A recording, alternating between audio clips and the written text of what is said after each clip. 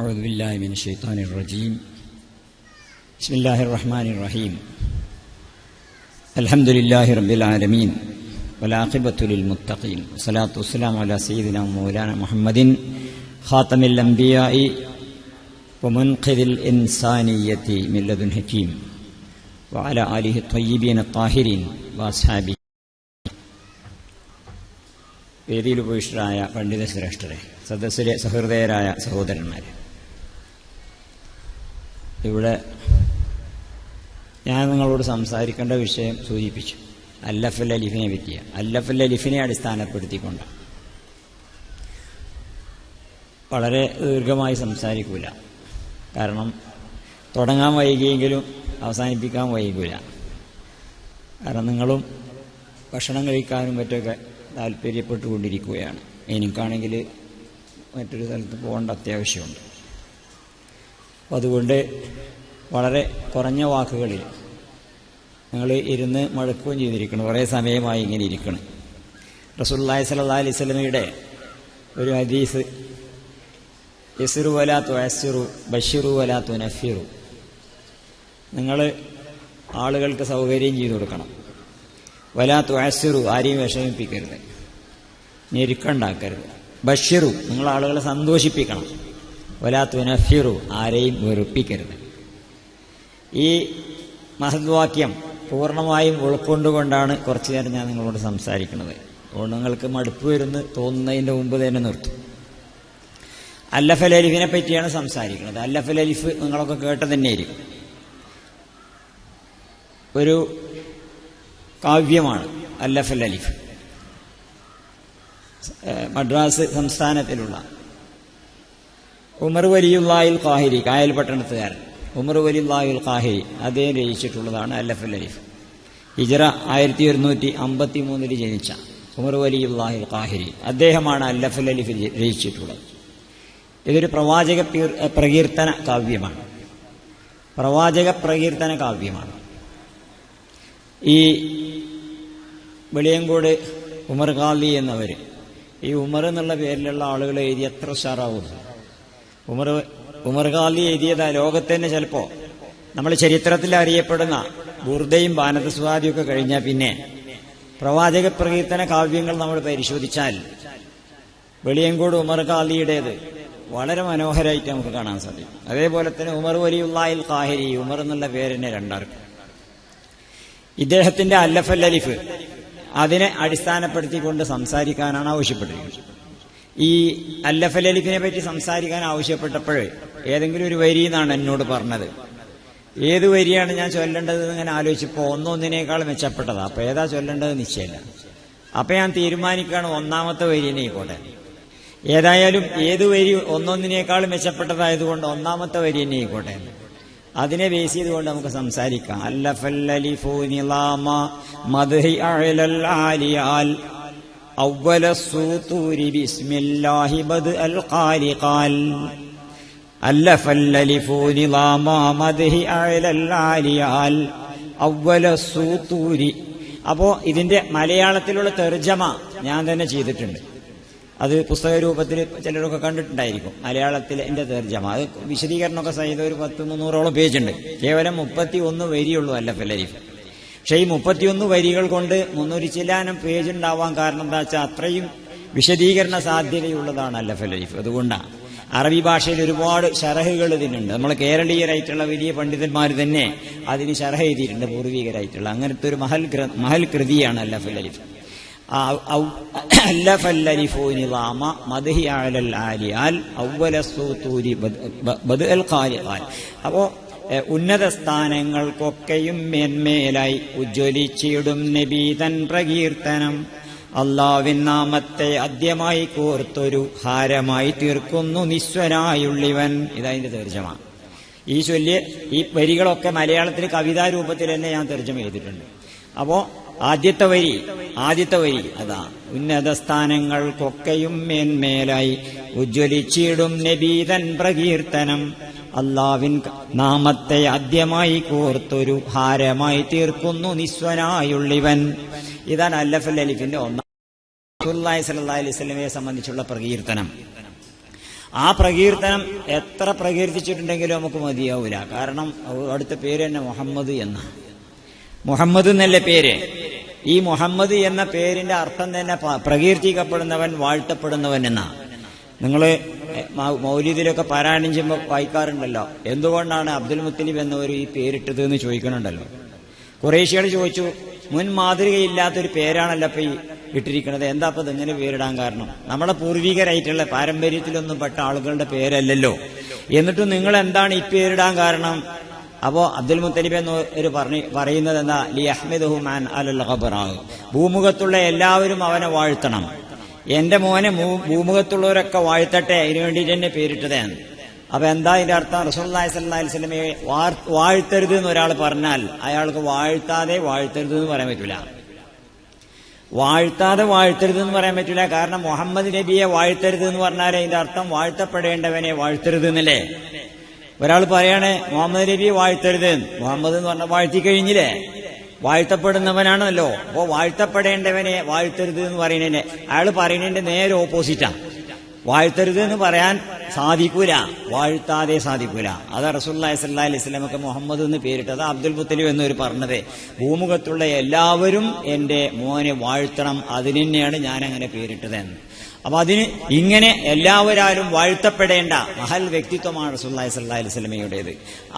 അവിടുത്തെ ജന്മദിനം നടക്കുന്ന സന്ദർഭമാണ് ഇപ്പോഴേ, റബീഉൽ അവ്വലാണ്. എന്താ റബീഉ എന്നുള്ള വാക്കിന്റെ അർത്ഥം?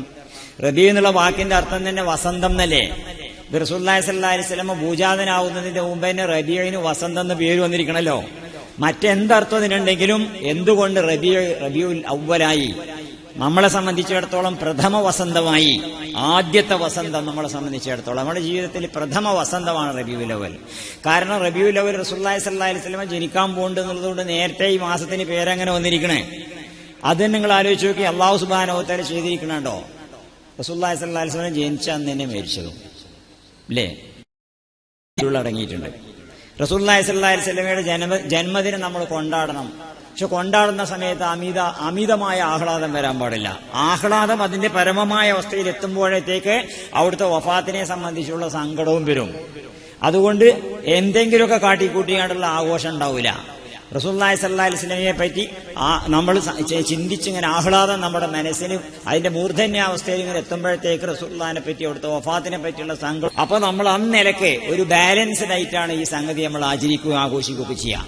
അവിടെ അന്ന് തന്നെ റസൂലുള്ളാഹി സ്വല്ലല്ലാഹി അലൈഹി വസല്ലം ജനിച്ചതും മരിച്ചതും ഒരൊറ്റ ദിവസം. എന്തുകൊണ്ട് റസൂലുള്ളാഹി സ്വല്ലല്ലാഹി അലൈഹി വസല്ലം വാഴ്ത്തപ്പെടണം? അതാ ഉമാർ സല്ലല്ലാഹു അലൈഹി റഹ്മത്തുൽ ആലമീൻ നമ്മൾ ഒരുപാട് കേട്ടതാണല്ലോ. റസൂലുള്ളാഹി സ്വല്ലല്ലാഹി അലൈഹി വസല്ലം ലോകത്തിനാകെ അനുഗ്രഹമാണ്. അപ്പോ എന്തുകൊണ്ട് ഈ മനുഷ്യരാശിയെ പടക്കാൻ തന്നെ കാരണക്കാരായിട്ട് ഒരു മനുഷ്യൻ എന്നുള്ള നിലയ്ക്ക് എന്തൊക്കെ അയാൾക്ക് കിട്ടിയിരിക്കണോ അതൊക്കെ റസൂലുള്ളാഹി മുഖേന, ഒരു അള്ളാഹുവിന്റെ സൃഷ്ടി എന്നുള്ള നിലയ്ക്ക് ഒരാൾക്ക് എന്തൊക്കെ കിട്ടിയിരിക്കണോ ഒക്കെ റസൂലുള്ളാഹി സ്വല്ലല്ലാഹി അലൈഹി വസല്ലം മുഖേന, എന്തും റസൂലുള്ളാഹി സ്വല്ലല്ലാഹി അലൈഹി വസല്ലം മുഖേനയാണ് കിട്ടിയിരിക്കുന്നത്. അതുകൊണ്ട് റസൂലുള്ളാഹി സ്വല്ലല്ലാഹി അലൈഹി വസല്ലമയെ ആരും വാഴ്ത്തുവാൻ റസൂലുള്ളാഹി സ്വല്ലല്ലാഹി അലൈഹി വസല്ലമയുടെ അവിടുത്തെ വ്യക്തിത്വം എന്തുകൊണ്ടും യോഗ്യമാണ്. അതുകൊണ്ടാണ് അവിടുത്തെ വാഴ്ത്തുന്നത്. നമ്മൾ ഇന്നത്തെ കാലഘട്ടത്തിൽ നമ്മൾ ജീവിച്ചിരിക്കുന്ന കാലഘട്ടത്തിൽ റസൂലുള്ളാഹി സ്വല്ലല്ലാഹി അലൈഹി വസല്ലമയുടെ സുന്നത്തിൽ നിന്നും അവിടുത്തെ ജീവിതത്തിൽ നിന്നും അതുപോലെ ആത്മീയതയിൽ നിന്നൊക്കെ അകന്നകന്ന് പോയിക്കൊണ്ടിരിക്കുകയാണ് ലോകം അകന്നുപോയിക്കൊണ്ടിരിക്കുക. കാരണം ഭൗതികത അത്രയും വലിയ ശക്തമായിട്ട് നമ്മുടെ ഭൗതികതയുടെ തള്ളല് നമ്മുടെ ചുറ്റുപാടിലൊക്കെ ഇങ്ങനെ വന്നുകൊണ്ടിരിക്കുക. ആത്മീയതയിൽ നിന്നും മനുഷ്യന്മാർക്ക് അകന്നകന്നു പോകാൻ ഹേതുവാകുകയാണ്. അതുകൊണ്ട് ഭൗതികമാണ്, എല്ലാവർക്കും സുഖസൗകര്യങ്ങളാണ് വേണ്ടത്. അങ്ങനെ സുഖമായിട്ട് ജീവിക്കാൻ വേണ്ടി ഈ ലോകം വേണ്ട സൗകര്യങ്ങളൊക്കെ അങ്ങനെ തന്നുകൊണ്ടിരിക്കുക. ശാസ്ത്രം ചെയ്യണത് എന്താണ്? ശാസ്ത്രം മനുഷ്യന് ഏറ്റവും കൂടുതൽ നൽകുന്നത് എന്താ വെച്ചാൽ സുഖവും വിശ്രമവേളയും. അതാണല്ലോ ചെയ്യണത്. നമുക്ക് സുഖം അങ്ങനെ തരുന്നു, അതിനുള്ള സൗകര്യങ്ങളൊക്കെ തരുന്നു, അതിനനുസരിച്ച് വിശ്രമവേളയും തരികയാണ്. കാരണം എല്ലാ പണിയും ശാസ്ത്രം ചെയ്തുകൊണ്ടിരിക്കുക നമുക്ക് വേണ്ടിയിട്ട് മനുഷ്യനെ അലസനാക്കിയിട്ട്. ശാസ്ത്രത്തിന്റെ ഏത് നേട്ടങ്ങൾ നോക്കുകയാണെങ്കിൽ ഒക്കെ മനുഷ്യനെ അലസനാക്കണതാ. എന്തുകൊണ്ടാണ് ഫാന് കണ്ടുപിടിച്ചത്? കൈകൊണ്ട് വിശറി എടുത്താണ് മിന്നുള്ള മടിയുണ്ടേ അല്ലേ. ഒരു വിശറി എടുത്തിട്ട് മുമ്പൊക്കെ അങ്ങനെ ആണല്ലോ ചെയ്തിരുന്നത്. അപ്പൊ മിന്നുള്ള മടിയുണ്ട് നമ്മൾ ഫാൻ കണ്ടുപിടിച്ചു. നടക്കാനുള്ള മടി കൊണ്ട് നമ്മൾ വാഹനം കണ്ടുപിടിക്കപ്പെടുന്നതൊക്കെയും മനുഷ്യന് അലസതയുണ്ടാക്കുക, സുഖം അങ്ങനെ തരാൻ വേണ്ടിയിട്ട്. പരമാവധി സുഖിച്ചോട്ടെ, വിശ്രമവേള അങ്ങനെ കൂടുതൽ കിട്ടിക്കോട്ടെ എന്നുള്ളതൊക്കെ നമുക്ക് വിശ്രമ സൗകര്യം കൂടുതൽ ഇങ്ങനെ തരിക ശാസ്ത്രം. അത് നമ്മളിങ്ങനെ അനുഭവിക്കുകയും ചെയ്യാം.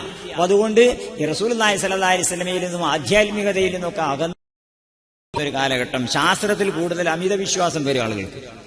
ശാസ്ത്രത്തിൽ അമിത വിശ്വാസം വരിക. ശാസ്ത്രത്തെ കുറ്റം പറഞ്ഞിട്ടുണ്ടെങ്കിൽ ആൾക്കാർക്ക് അത് ഇഷ്ടപ്പെടൂല. അത് നമ്മളെ സംബന്ധിച്ചിടത്തോളം ശാസ്ത്രം അന്യമല്ല, ശാസ്ത്രം നമ്മുടെ തന്നെ. പക്ഷേ ഭൗതിക ശാസ്ത്രത്തിന്റെ തള്ളലിൽ റസൂലുള്ളാഹി സ്വല്ലല്ലാഹി അലൈഹി വസല്ലം പഠിപ്പിച്ച പാഠങ്ങൾ പഠിക്കാൻ നേരമില്ലാതെ ഐൻസ്റ്റീൻ പഠിപ്പിച്ചതും അല്ലേ, റസൂലുള്ള പഠിപ്പിച്ചത് പഠിക്കാൻ നേരമില്ലാതെ ഐൻസ്റ്റീൻ പഠിപ്പിച്ചത് പഠിക്കുക, ന്യൂട്ടൺ പഠിപ്പിച്ചത് പഠിക്കുക, ബാബേജ് പഠിപ്പിച്ചത് പഠിക്കുക, അങ്ങനെ സയന്റിസ്റ്റുകളൊക്കെ പഠിപ്പിച്ചത് പഠിക്കാൻ കൂടുതൽ നേരം കണ്ടെത്തുക. അതേസമയത്ത് റസൂലുള്ളാഹി സ്വല്ലല്ലാഹി അലൈഹി വസല്ലം പഠിപ്പിച്ചത് പഠിക്കാൻ അത്ര നേരം കണ്ടെത്താതിരിക്കുക. അങ്ങനെയാണല്ലോ ഇന്നത്തെ സ്ഥിതി. ആളുകളൊക്കെ മതപരമായിട്ടുള്ള അറിവിൽ നിന്ന് ഒരു വിഭാഗം അതിനുവേണ്ടി അവരവരെ ഒഴിഞ്ഞിടുന്നുണ്ടെങ്കിൽ തന്നെയും പൊതുവായിട്ട് നമ്മുടെ സമൂഹത്തിന്റെ സ്ഥിതി അങ്ങനെയാണ്. മുസ്ലിം സമൂഹത്തിന്റെ മൊത്തത്തിലുള്ള അവസ്ഥകൾ ആലോചിച്ച് നോക്കി. മതപരമായ ചിന്തകൾക്ക്, മതപരമായ ആലോചനകൾക്ക്, അതിനെപ്പറ്റിയുള്ള ധ്യാനത്തിന് അതിൽ നിന്നൊക്കെ പിന്തിരിഞ്ഞു പോയിട്ട് ഭൗതികതയിലൂടെ കൂടുതൽ ഉയരാൻ എല്ലാവർക്കും അവരവരുടെ മക്കളെ മതവിദ്യാഭ്യാസം പഠിപ്പിക്കുന്നതിന് പകരമായിട്ട് ഭൗതിക വിദ്യാഭ്യാസത്തിന് കൂടുതൽ ഊന്നൽ കൊടുക്കാം. ശാസ്ത്രത്തിന്റെ സാധ്യതകളിൽ കൂടുതൽ വിശ്വാസം അർപ്പിക്കുക. സൂക്കേടായിട്ടുണ്ടെങ്കിൽ മുമ്പ് കാലത്തൊക്കെ ആളുകൾ എനിക്ക് പടച്ചോനെ വെച്ചല്ലോ എന്ന് പറയും. ഇപ്പൊ പറയല് ഡോക്ടറെ വെച്ചല്ലോ എന്നാ പറയാദ്യം. മുമ്പത്തെ ആൾക്കാരൊക്കെ അല്ലാ പടച്ചോനെ വെച്ചല്ലോ. ഇപ്പോഴത്തെ ആൾക്കാരൊക്കെ പിന്നെ ഉള്ളു ഡോക്ടറെ പറ്റി ആലോചിക്കുക. ഇപ്പൊ എല്ലാവരും സൂക്കേടുണ്ടായ ആദ്യം ആലോചിക്കണത് എന്താ? ഡോക്ടറെ ആലോചിക്കും, ഡോക്ടറെ വെച്ചല്ലോ. പിന്നെ ഡോക്ടർ പരാജയപ്പെട്ടാൽ പിന്നെ പടച്ചോന്റെ അടുത്തേക്ക് നീങ്ങും. പടച്ചോന് മുൻതൂക്കം കൊടുക്കുക, മുൻഗണന നൽകുക എന്നുള്ള അവസ്ഥയിൽ നിന്ന് മാറിയിട്ട് ഭൗതികമായ സാധ്യതകൾക്ക് മുൻതൂക്കം കൊടുക്കുന്ന അവസ്ഥയിലേക്ക് മാറുകയാണ് ആളുകളൊക്കെ. കാരണം ശാസ്ത്രം അത്ര ശക്തമായിട്ട് നമ്മളുടെ ഇടയിൽ ലോകത്തിന്റെ പല ഭാഗത്തും ഇതിനു വേണ്ടിയിട്ടുള്ള പ്രചരണം അങ്ങനെ ശക്തിപ്പെട്ട് വരിക. വെസ്റ്റേൺ രാജ്യങ്ങളിലൊക്കെ, അമേരിക്ക, ഇംഗ്ലണ്ട് തുടങ്ങിയിട്ടുള്ള രാജ്യങ്ങളിലൊക്കെ തന്നെയും പ്രത്യേകിച്ച് ക്രിസ്ത്യാനിറ്റിയാണ് അവിടെ ഉള്ളത് എന്നുള്ളതുകൊണ്ട് ക്രൈസ്തവം അവിടെയൊക്കെ ഉള്ളത്. അപ്പൊ ക്രൈസ്തവ മതത്തിന്റെ ബലഹീനത ആളുകൾക്ക് കൂടുതലായിട്ട് ബോധ്യപ്പെട്ടുകൊണ്ടിരിക്കുക. അതോടുകൂടി മതത്തിൽ നിന്ന് തന്നെ പിന്തിരിഞ്ഞു പോവുക ചെയ്യുന്നത്. ഇപ്പൊ നമ്മളൊക്കെ പഠിപ്പിക്കുന്ന പല പുസ്തകങ്ങളും കലാലയങ്ങളിലൊക്കെ പഠിപ്പിക്കുന്ന പല കഥകളും മതത്തിൽ നിന്ന് ആളുകളെ പിന്തിരിപ്പിക്കുന്ന തരത്തില്, മതത്തിനെതിരെ ആക്ഷേപവും ആരോപണവും ഉന്നയിക്കുന്ന തരത്തിലുള്ള പാഠപുസ്തകങ്ങൾ ധാരാളമായിട്ട് വരിക. ഹോപ്കിൻസി എന്ന പേരിൽ ഒരാളുടെ ഒരു ഗ്രന്ഥമുണ്ട്, മലയാളത്തിൽ ഇപ്പോൾ പ്രസിദ്ധീകരിച്ചു. എന്താണ്? മതത്തിലെ റസൂലുള്ളാഹി മതത്തെയൊക്കെ പരമാവധി ആക്ഷേപിച്ചുകൊണ്ട് പരിണാമ സിദ്ധാന്തം സ്ഥാപിക്കുന്ന ഒരു ഗ്രന്ഥമാണ്. ഗോഡ് ഡെലൂഷൻ എന്നുള്ള പേരില്, ദൈവവിഭ്രാന്തി എന്ന പേരിൽ അത് ഇവിടെ DC ബുക്സ് പ്രസിദ്ധീകരിച്ചിട്ടുണ്ട് മലയാളത്തിൽ. 2006 അമേരിക്കയിൽ ഏറ്റവും കൂടുതൽ വായിക്കപ്പെട്ട പുസ്തകമാണ് അത്രയത്. എന്നാൽ ഈ വായിക്കപ്പെട്ട പുസ്തകത്തിന്റെ തുടക്കത്തിൽ എന്താ? അതിന്റെ തുടക്കത്തിൽ തന്നെ ഒരു quotation the absence of evidence is the evidence of absence എന്നാണ്. തെളിവില്ല എന്നത് ഇല്ല എന്നതിന്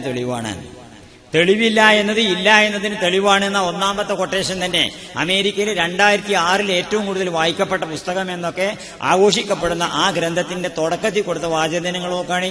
the absence of evidence is the evidence of absence. തെളിവില്ല എന്നത് ഇല്ല എന്നതിന് തെളിവാണ്.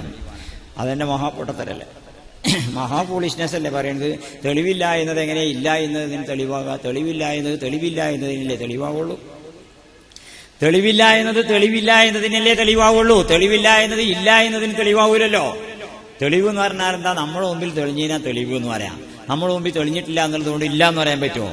അപ്പൊ ആ വാചകം തന്നെ അത്രയും വലിയ വാഴ്ത്തപ്പെടുന്ന വലിയ ഗ്രന്ഥങ്ങളൊക്കെ തന്നെയും അതിന്റെയൊക്കെ തുടക്കത്തിലേക്കുള്ള വാചകം ഞാൻ ഈ സൂചിപ്പിച്ചത്. അപ്പൊ ഞാൻ ഇത് പറയാൻ കാരണം എന്താ വെച്ചാൽ, ശാസ്ത്രം സ്ഥാപിക്കാൻ വേണ്ടിയിട്ട്, ശാസ്ത്രത്തിന്റെ ഓരോ കാര്യങ്ങളും സ്ഥാപിക്കാൻ വേണ്ടിയിട്ട് വലിയ ഗ്രന്ഥങ്ങളൊക്കെ എഴുതപ്പെടുകയും അങ്ങനെ ആളുകളുടെ ഇടയിൽ പ്രചരിപ്പിക്കപ്പെടുകയും അങ്ങനെ നമ്മളൊക്കെ തന്നെ അതിലറിയാതെ കുടുങ്ങിപ്പോവുകയും ചെയ്യാണ്, ശാസ്ത്രത്തിന് വലിയ അപ്രമാദിത്വം കൽപ്പിച്ചുകൊണ്ട്. ചിന്തിച്ചു നോക്കി, ശാസ്ത്രം കൊണ്ട് എന്തേ നമുക്ക് നേട്ടമുണ്ടായി?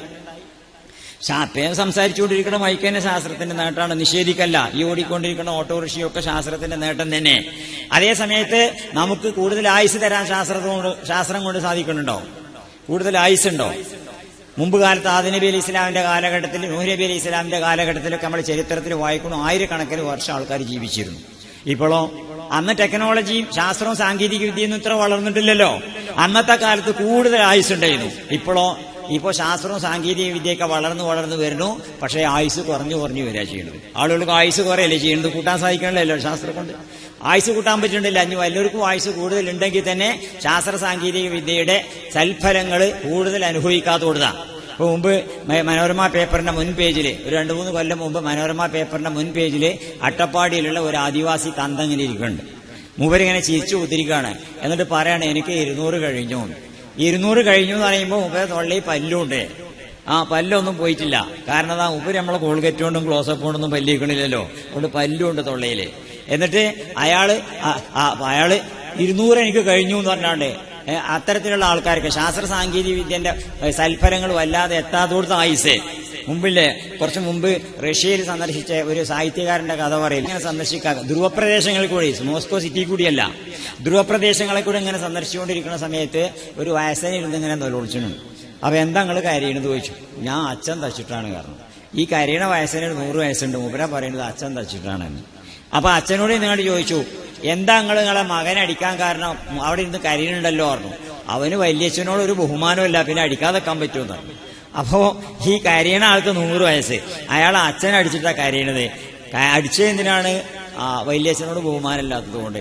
അപ്പൊ എന്താ, അത് ധ്രുവപ്രദേശത്തിലാ ശാസ്ത്ര സാങ്കേതിക വിദ്യയുടെ സൽഫലൊന്നും വല്ലാതെ എത്താത്തോടത്ത് കൂടുതൽ എത്തിനോടുത്ത് ആയുസ് കുറേ ചെയ്യണത്. അപ്പൊ ശാസ്ത്രം കൊണ്ട് മനുഷ്യന്റെ ആയുസ് കൂട്ടിത്തരാൻ പറ്റണില്ല. എന്നാ ഇനി ആരോഗ്യം കൂട്ടിത്തരാൻ പറ്റുന്നുണ്ടോ? ആരോഗ്യം ആശുപത്രി കൂടുന്നുണ്ട്, പക്ഷെ ആരോഗ്യം കൂടുന്നുണ്ടോ? ആരോഗ്യം എവിടെ കൂടുന്നതേ? കുറയല്ലേ. ആശുപത്രി കൂടുന്നതിന് എന്തുകൊണ്ടാണ്? ആരോഗ്യം കുറയുന്നത് കൊണ്ടല്ലേ. ഇപ്പൊ നമ്മളിങ്ങനെ പോരുന്ന സമയത്ത് പെരിന്തൽമണ്ണയിൽ കൂടെ ഇപ്പൊ ഞാൻ പോകുന്നത്, അവിടെ നോക്കിയിട്ടുണ്ടെങ്കിൽ എത്ര ആശുപത്രികളാണ്. അൽ ഷിഫ, മൗലാന, EMS, MES എന്നൊക്കെ പറഞ്ഞ് മെഡിക്കൽ കോളേജ് ഉണ്ട് അവിടെ, താലൂക്ക് ആശുപത്രി ഉണ്ട് അവിടെ, ഇനിയിപ്പോ ജില്ലാ ആശുപത്രി ആകാൻ പോവുകയാണ് അത്രേ. ഒരുപാട് ആശുപത്രി. ഈ ആശുപത്രികളൊക്കെ അവിടെ ഉണ്ടായിട്ടും ഒരു ആശുപത്രിയിലും തിരക്ക് കഴിഞ്ഞാൽ നേരം ഉണ്ടാവില്ല. കാരണം എന്താ, എല്ലാവർക്കും സൂക്കടെ. എന്നാൽ ഈ ആശുപത്രി ഇത്രയും കൂടുതലുണ്ടെങ്കിൽ അതിന്റെ ഇടയിൽ നമുക്ക് മൃഗാശുപത്രി ഒന്ന് തെരഞ്ഞു നോക്കുക. മൃഗാശുപത്രി വളരെ കുറവ്. ഞാൻ ഉള്ള മൃഗാശുപത്രി തന്നെ എന്താ, ഡോക്ടറെ പണി ആരെങ്കിലും സർട്ടിഫിക്കറ്റ് ഒപ്പിടാൻ ചെന്നിട്ടുണ്ടെങ്കിൽ ഒപ്പിട്ട് അറ്റസ്റ്റ് ചെയ്യാൻ വേണ്ടി ചെന്നാൽ ഒപ്പിട്ട് കൊടുക്കുക. അല്ലാതെ രോഗികൾ വരണ്ടേ? മൃഗങ്ങൾക്ക് രോഗമല്ല, മനുഷ്യന്മാർക്ക് രോഗം. കാരണം എന്താണ്? മനുഷ്യന്മാരാണ് ശാസ്ത്രവും സാങ്കേതിക വിദ്യയൊക്കെ വല്ലാതെ ഉപയോഗിക്കണതേ. മൃഗങ്ങൾ കോൾഗേറ്റ് കൊണ്ട് വലിയേക്കണില്ലല്ലോ, ക്ലോസപ്പോണൊന്നും വലിയേക്കണില്ലല്ലോ. ഞാൻ ഇതിനെ ആക്ഷേപിക്കുകയല്ല ചെയ്യണത്. ഞാൻ ശാസ്ത്രത്തിന്റെ അപ്രമായിത്വത്തിൽ കുറെ ലോകം വിശ്വസിച്ചു പോകുന്നതിനെ പറ്റിയാ പറയണത്. അപ്പൊ അതുകൊണ്ട് ഇതൊക്കെ പാടെ ഇല്ലാതാക്കാൻ പറ്റുന്നല്ല. ഈ ഭൂമിയിൽ നിന്ന് ഒന്നും ഇല്ലാതാക്കാൻ പറ്റുന്നില്ല. രോഗം ഇല്ലാതാക്കാൻ പറ്റൂല, ദാരിദ്ര്യം ഇല്ലാതാക്കാൻ പറ്റൂല, ഒന്നും ഇല്ലാതാക്കാൻ പറ്റില്ല. മുഴുവനായിട്ട് ഉന്മൂലനം ചെയ്യാൻ സാധിക്കൊന്നുമില്ല. ഞാൻ മുമ്പ് ഒരു സ്ഥലത്ത് ഒരു പരിപാടി സംബന്ധിച്ചപ്പോൾ ഒരു സെമിനാർ ചെയ്യുന്നു. സെമിനാറിൽ വിശ്വാസികളുണ്ട്, ഈശ്വരവിശ്വാസികളുണ്ട്, ഇല്ലാത്തവരൊക്കെ ഉണ്ട്. അങ്ങനത്തെ സെമിനാറാണ്. അപ്പൊ അതിൽ സംസാരിച്ചുകൊണ്ടിരിക്കുമ്പോൾ ഒരു വൈദ്യര്, മൂപ്പരൊരു നിരീശ്വരവാദിയായിട്ടുള്ള വൈദ്യര് മൂപ്പര് പ്രസംഗിച്ചു. നിങ്ങൾ മതവിശ്വാസികൾ എത്ര കാലമായി മതപ്രബോധനം തുടങ്ങിയിട്ട്? നിങ്ങൾ മതപ്രചാരണം നടത്തുന്നതിനനുസരിച്ച് സമൂഹത്തിൽ തിന്മ അങ്ങനെ കൂടിക്കൂടി വരിക എന്നല്ലാതെ കുറഞ്ഞു വരുന്നുണ്ടോ? നിങ്ങൾക്ക് ഏർപ്പാട് നിർത്തിക്കൂടെ എന്ന് ചോദിച്ചു. ആളുകളുടെ ഇടയിൽ തിന്മ അങ്ങനെ കൂടിക്കൂടി വരികയല്ലേ? നിങ്ങളെങ്ങനെ പ്രസംഗിക്കുന്നതുകൊണ്ട് തിന്മ അങ്ങനെ കൂടിക്കൂടി വരുന്നുണ്ട്. പിന്നെ എന്താ നിങ്ങളെ പ്രസംഗം കൊണ്ട് കാര്യം? ഏർപ്പാട് നിർത്തിക്കൂടെ ചോദിച്ചു. പിന്നെ ഞാനാ പ്രസംഗിച്ചത്. ഞാൻ പറഞ്ഞു, നിങ്ങൾ കുറെ കാലമായല്ലോ ഈ അരിഷ്ടവും ഈ കഷായവും ഈ ഗുളികയൊക്കെ ആയിട്ട് ഇങ്ങനെ ഇരിക്കാൻ തുടങ്ങിയിട്ട്, എന്നിട്ട് രോഗം എന്താ ഇല്ലാതാവാത്തത്? രോഗം പിന്നെയും കൂടിക്കൂടി വരികയാണല്ലേ, നിങ്ങൾക്ക് ഏർപ്പാട് നിർത്തിക്കൂടെ ചോദിച്ചു. അപ്പൊ എന്താ അയാള് പറഞ്ഞത്? അങ്ങനെ ലോകത്ത് ഒന്നും ഇല്ലാതാക്കാൻ പറ്റൂല.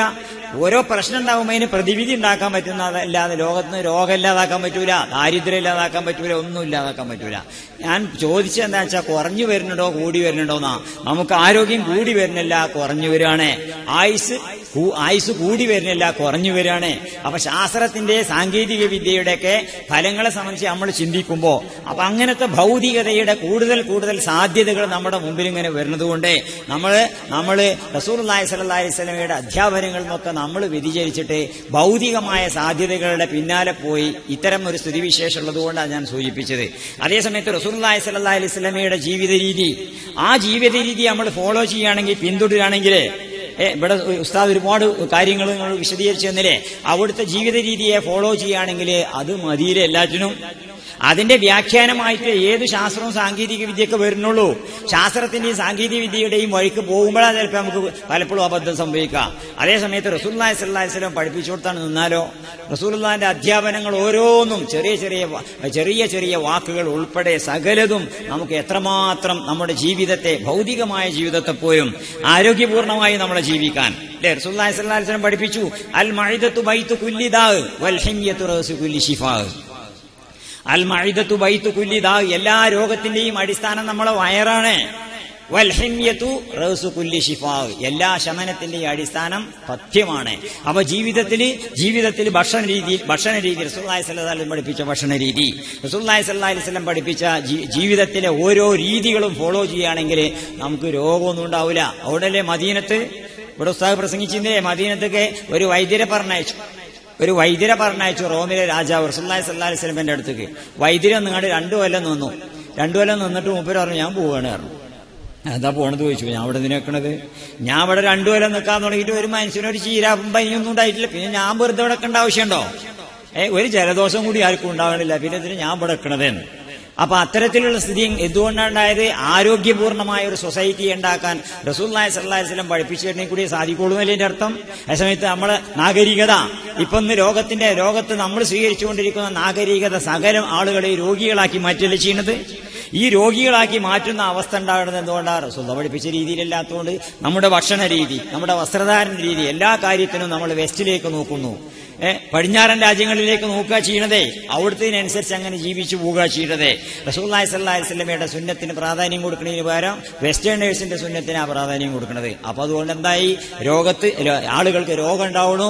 അതുപോലെ തന്നെ പ്രശ്നസങ്കീർണമായിട്ട് അങ്ങനെ വരികയാണ് രോഗം. പ്രശ്നസങ്കീർണമായിട്ട് വരിക രോഗങ്ങൾ. നോക്കിയപ്പോ ഡൽഹിയിൽ എല്ലാവരും പറഞ്ഞു, ഡൽഹിയിൽ ഒരു പെൺകുട്ടിയെ ബലാത്സംഗം ചെയ്തൊക്കെ കഥ വായിച്ചിരുന്നില്ലേ?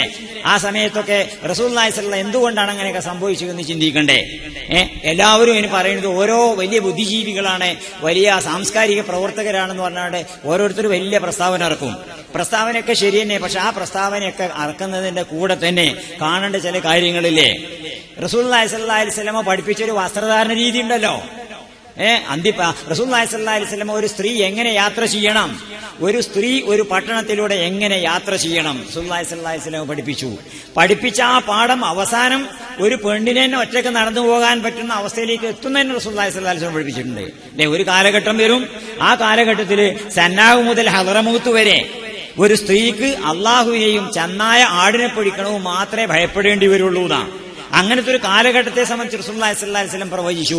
പക്ഷെ നമ്മൾ ജീവിക്കുന്ന കാലഘട്ടം അങ്ങനെയല്ലല്ലോ. അപ്പൊ നമ്മൾ ജീവിക്കുന്ന ഈ കാലഘട്ടത്തിൽ എങ്ങനെയാണ് നമ്മുടെ ജീവിതത്തെ സംവിധാനിക്കേണ്ടത്?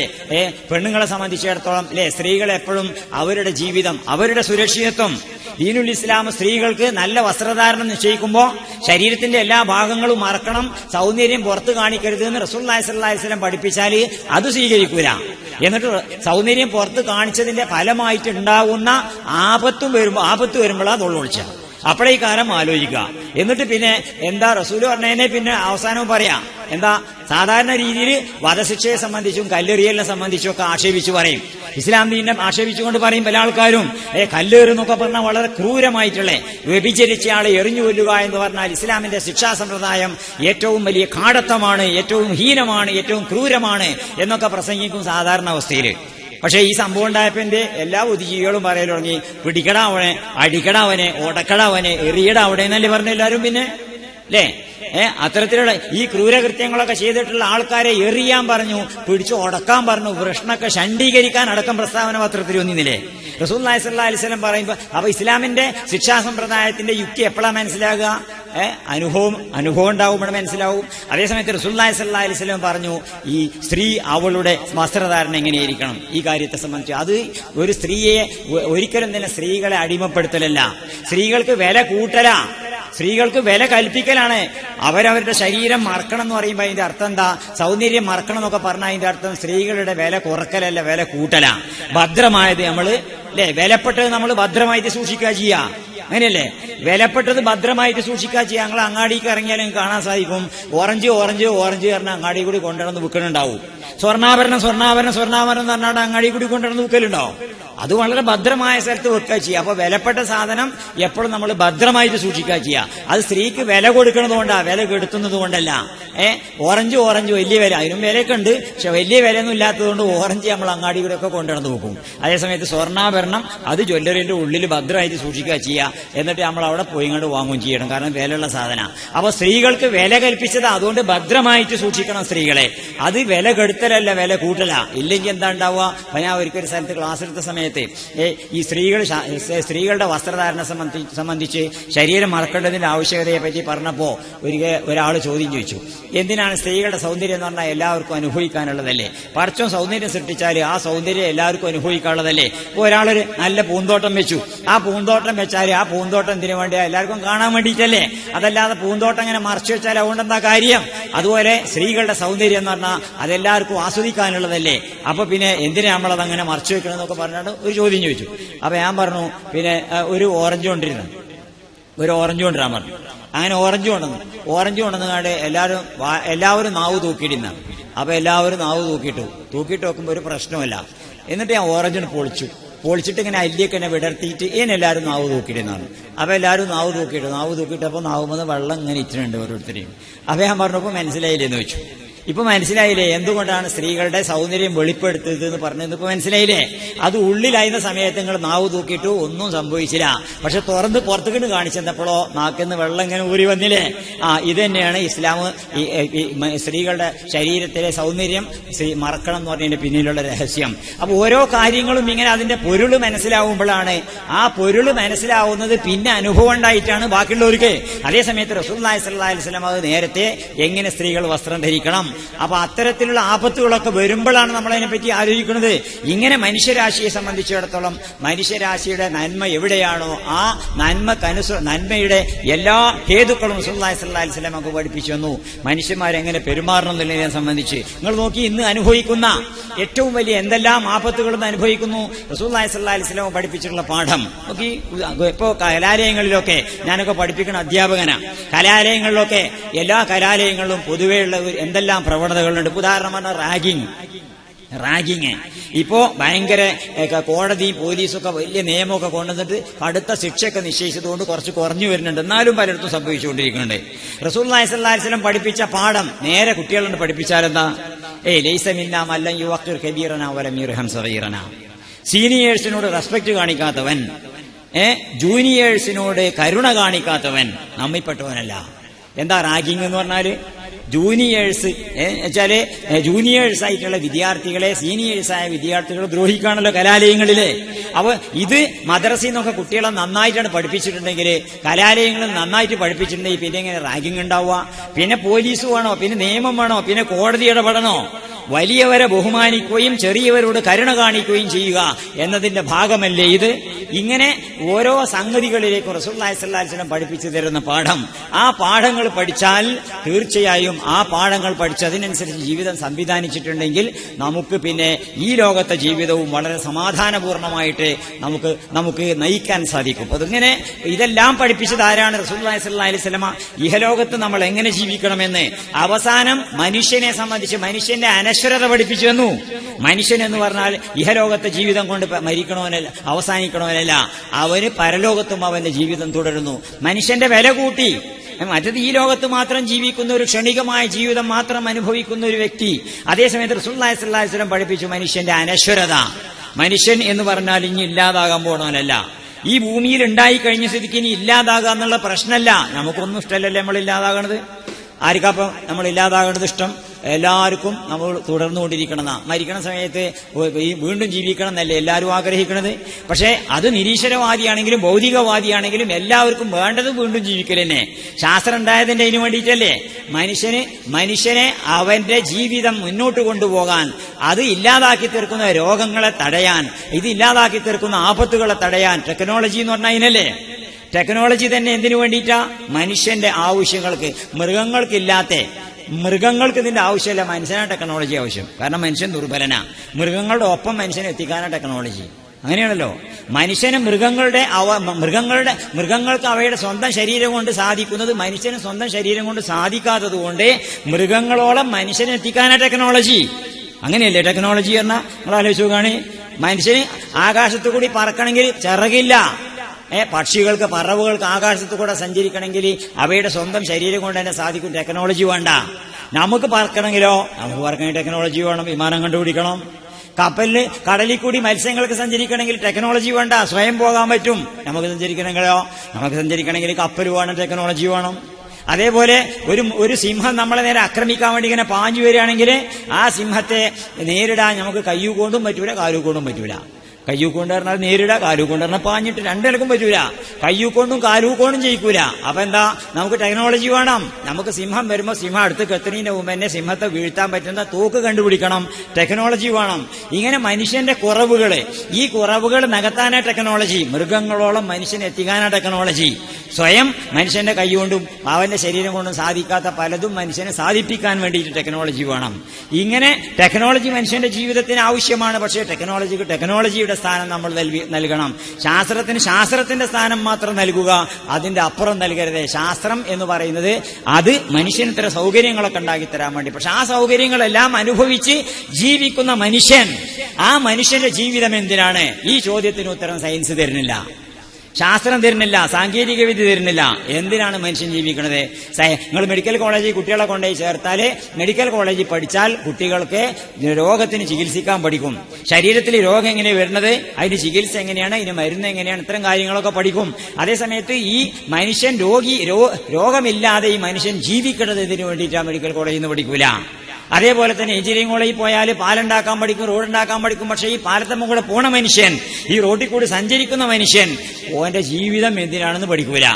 അപ്പോൾ ഇത്തരത്തിലുള്ള കലാലയങ്ങളിൽ എവിടെ നമ്മൾ പോയാലും, സെക്കുലർ സ്ഥാപനങ്ങളിൽ, ഭൗതിക കലാലയങ്ങളിൽ എവിടെ പോയിട്ടുണ്ടെങ്കിലും എന്തിനാണ് മനുഷ്യൻ ജീവിക്കുന്നത് എന്നതിന് ഉത്തരം കിട്ടുന്നില്ല.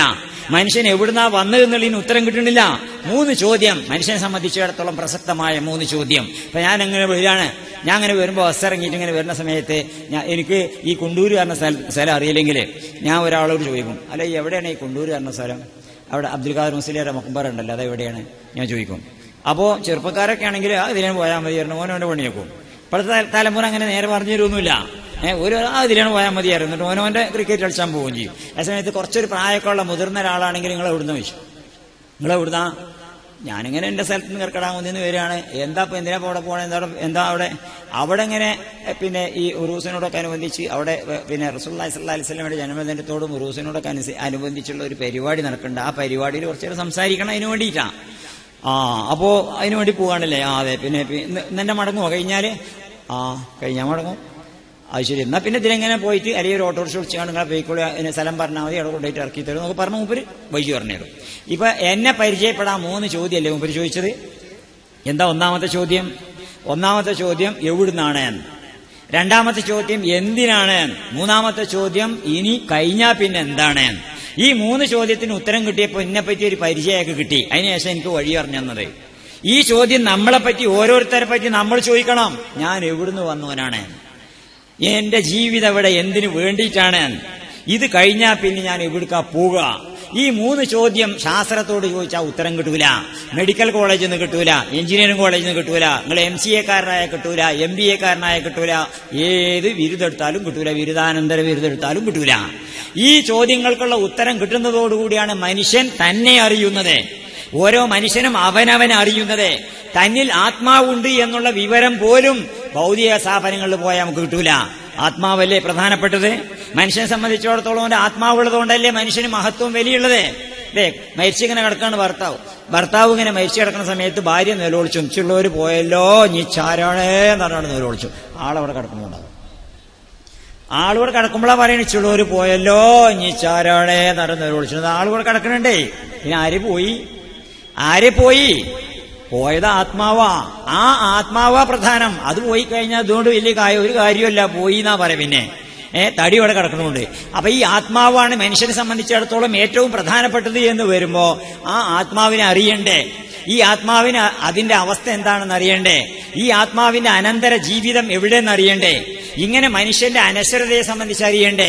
ഇത്തരത്തിലുള്ള ഒരു തരം വിവരവും നമുക്ക് എവിടുന്ന് കിട്ടണില്ല, ഭൗതിക കലാലയങ്ങളിൽ നിന്ന് ഇവിടുന്നും കിട്ടണില്ല.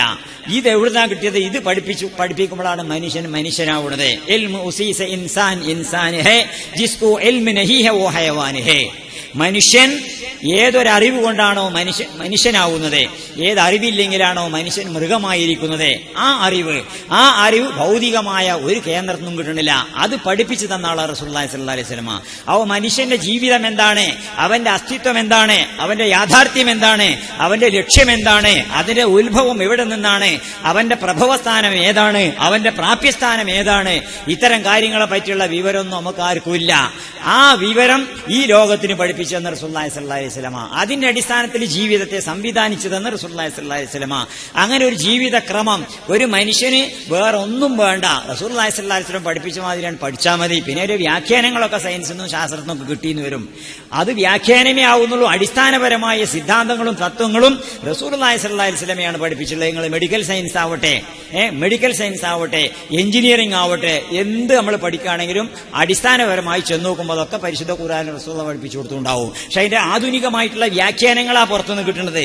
ഇങ്ങനെ നമുക്ക് ജീവിതം പഠിപ്പിച്ച റസൂലുള്ളാഹി സ്വല്ലല്ലാഹി അലൈഹി വസല്ലമ, അവിടുത്തെ നമ്മൾ അന്നലക്ക് എന്നെ ജീവിതം പഠിപ്പിച്ച എന്റെ യഥാർത്ഥ ഗുരു എന്നുള്ള നിലക്ക് റസൂലുള്ളാഹി സ്വല്ലല്ലാഹി അലൈഹി വസല്ലം നമ്മൾ കാണാം. അങ്ങനെ റസൂലുള്ളാഹിനോട് മഹബത്ത് കേവലം റസൂലുള്ളാഹി സ്വല്ലല്ലാഹി അലൈഹി വസല്ലമയെ പറ്റി കേവലം ഒരു ആചാര്യ നിലക്ക് കണ്ടതുണ്ടാവില്ല.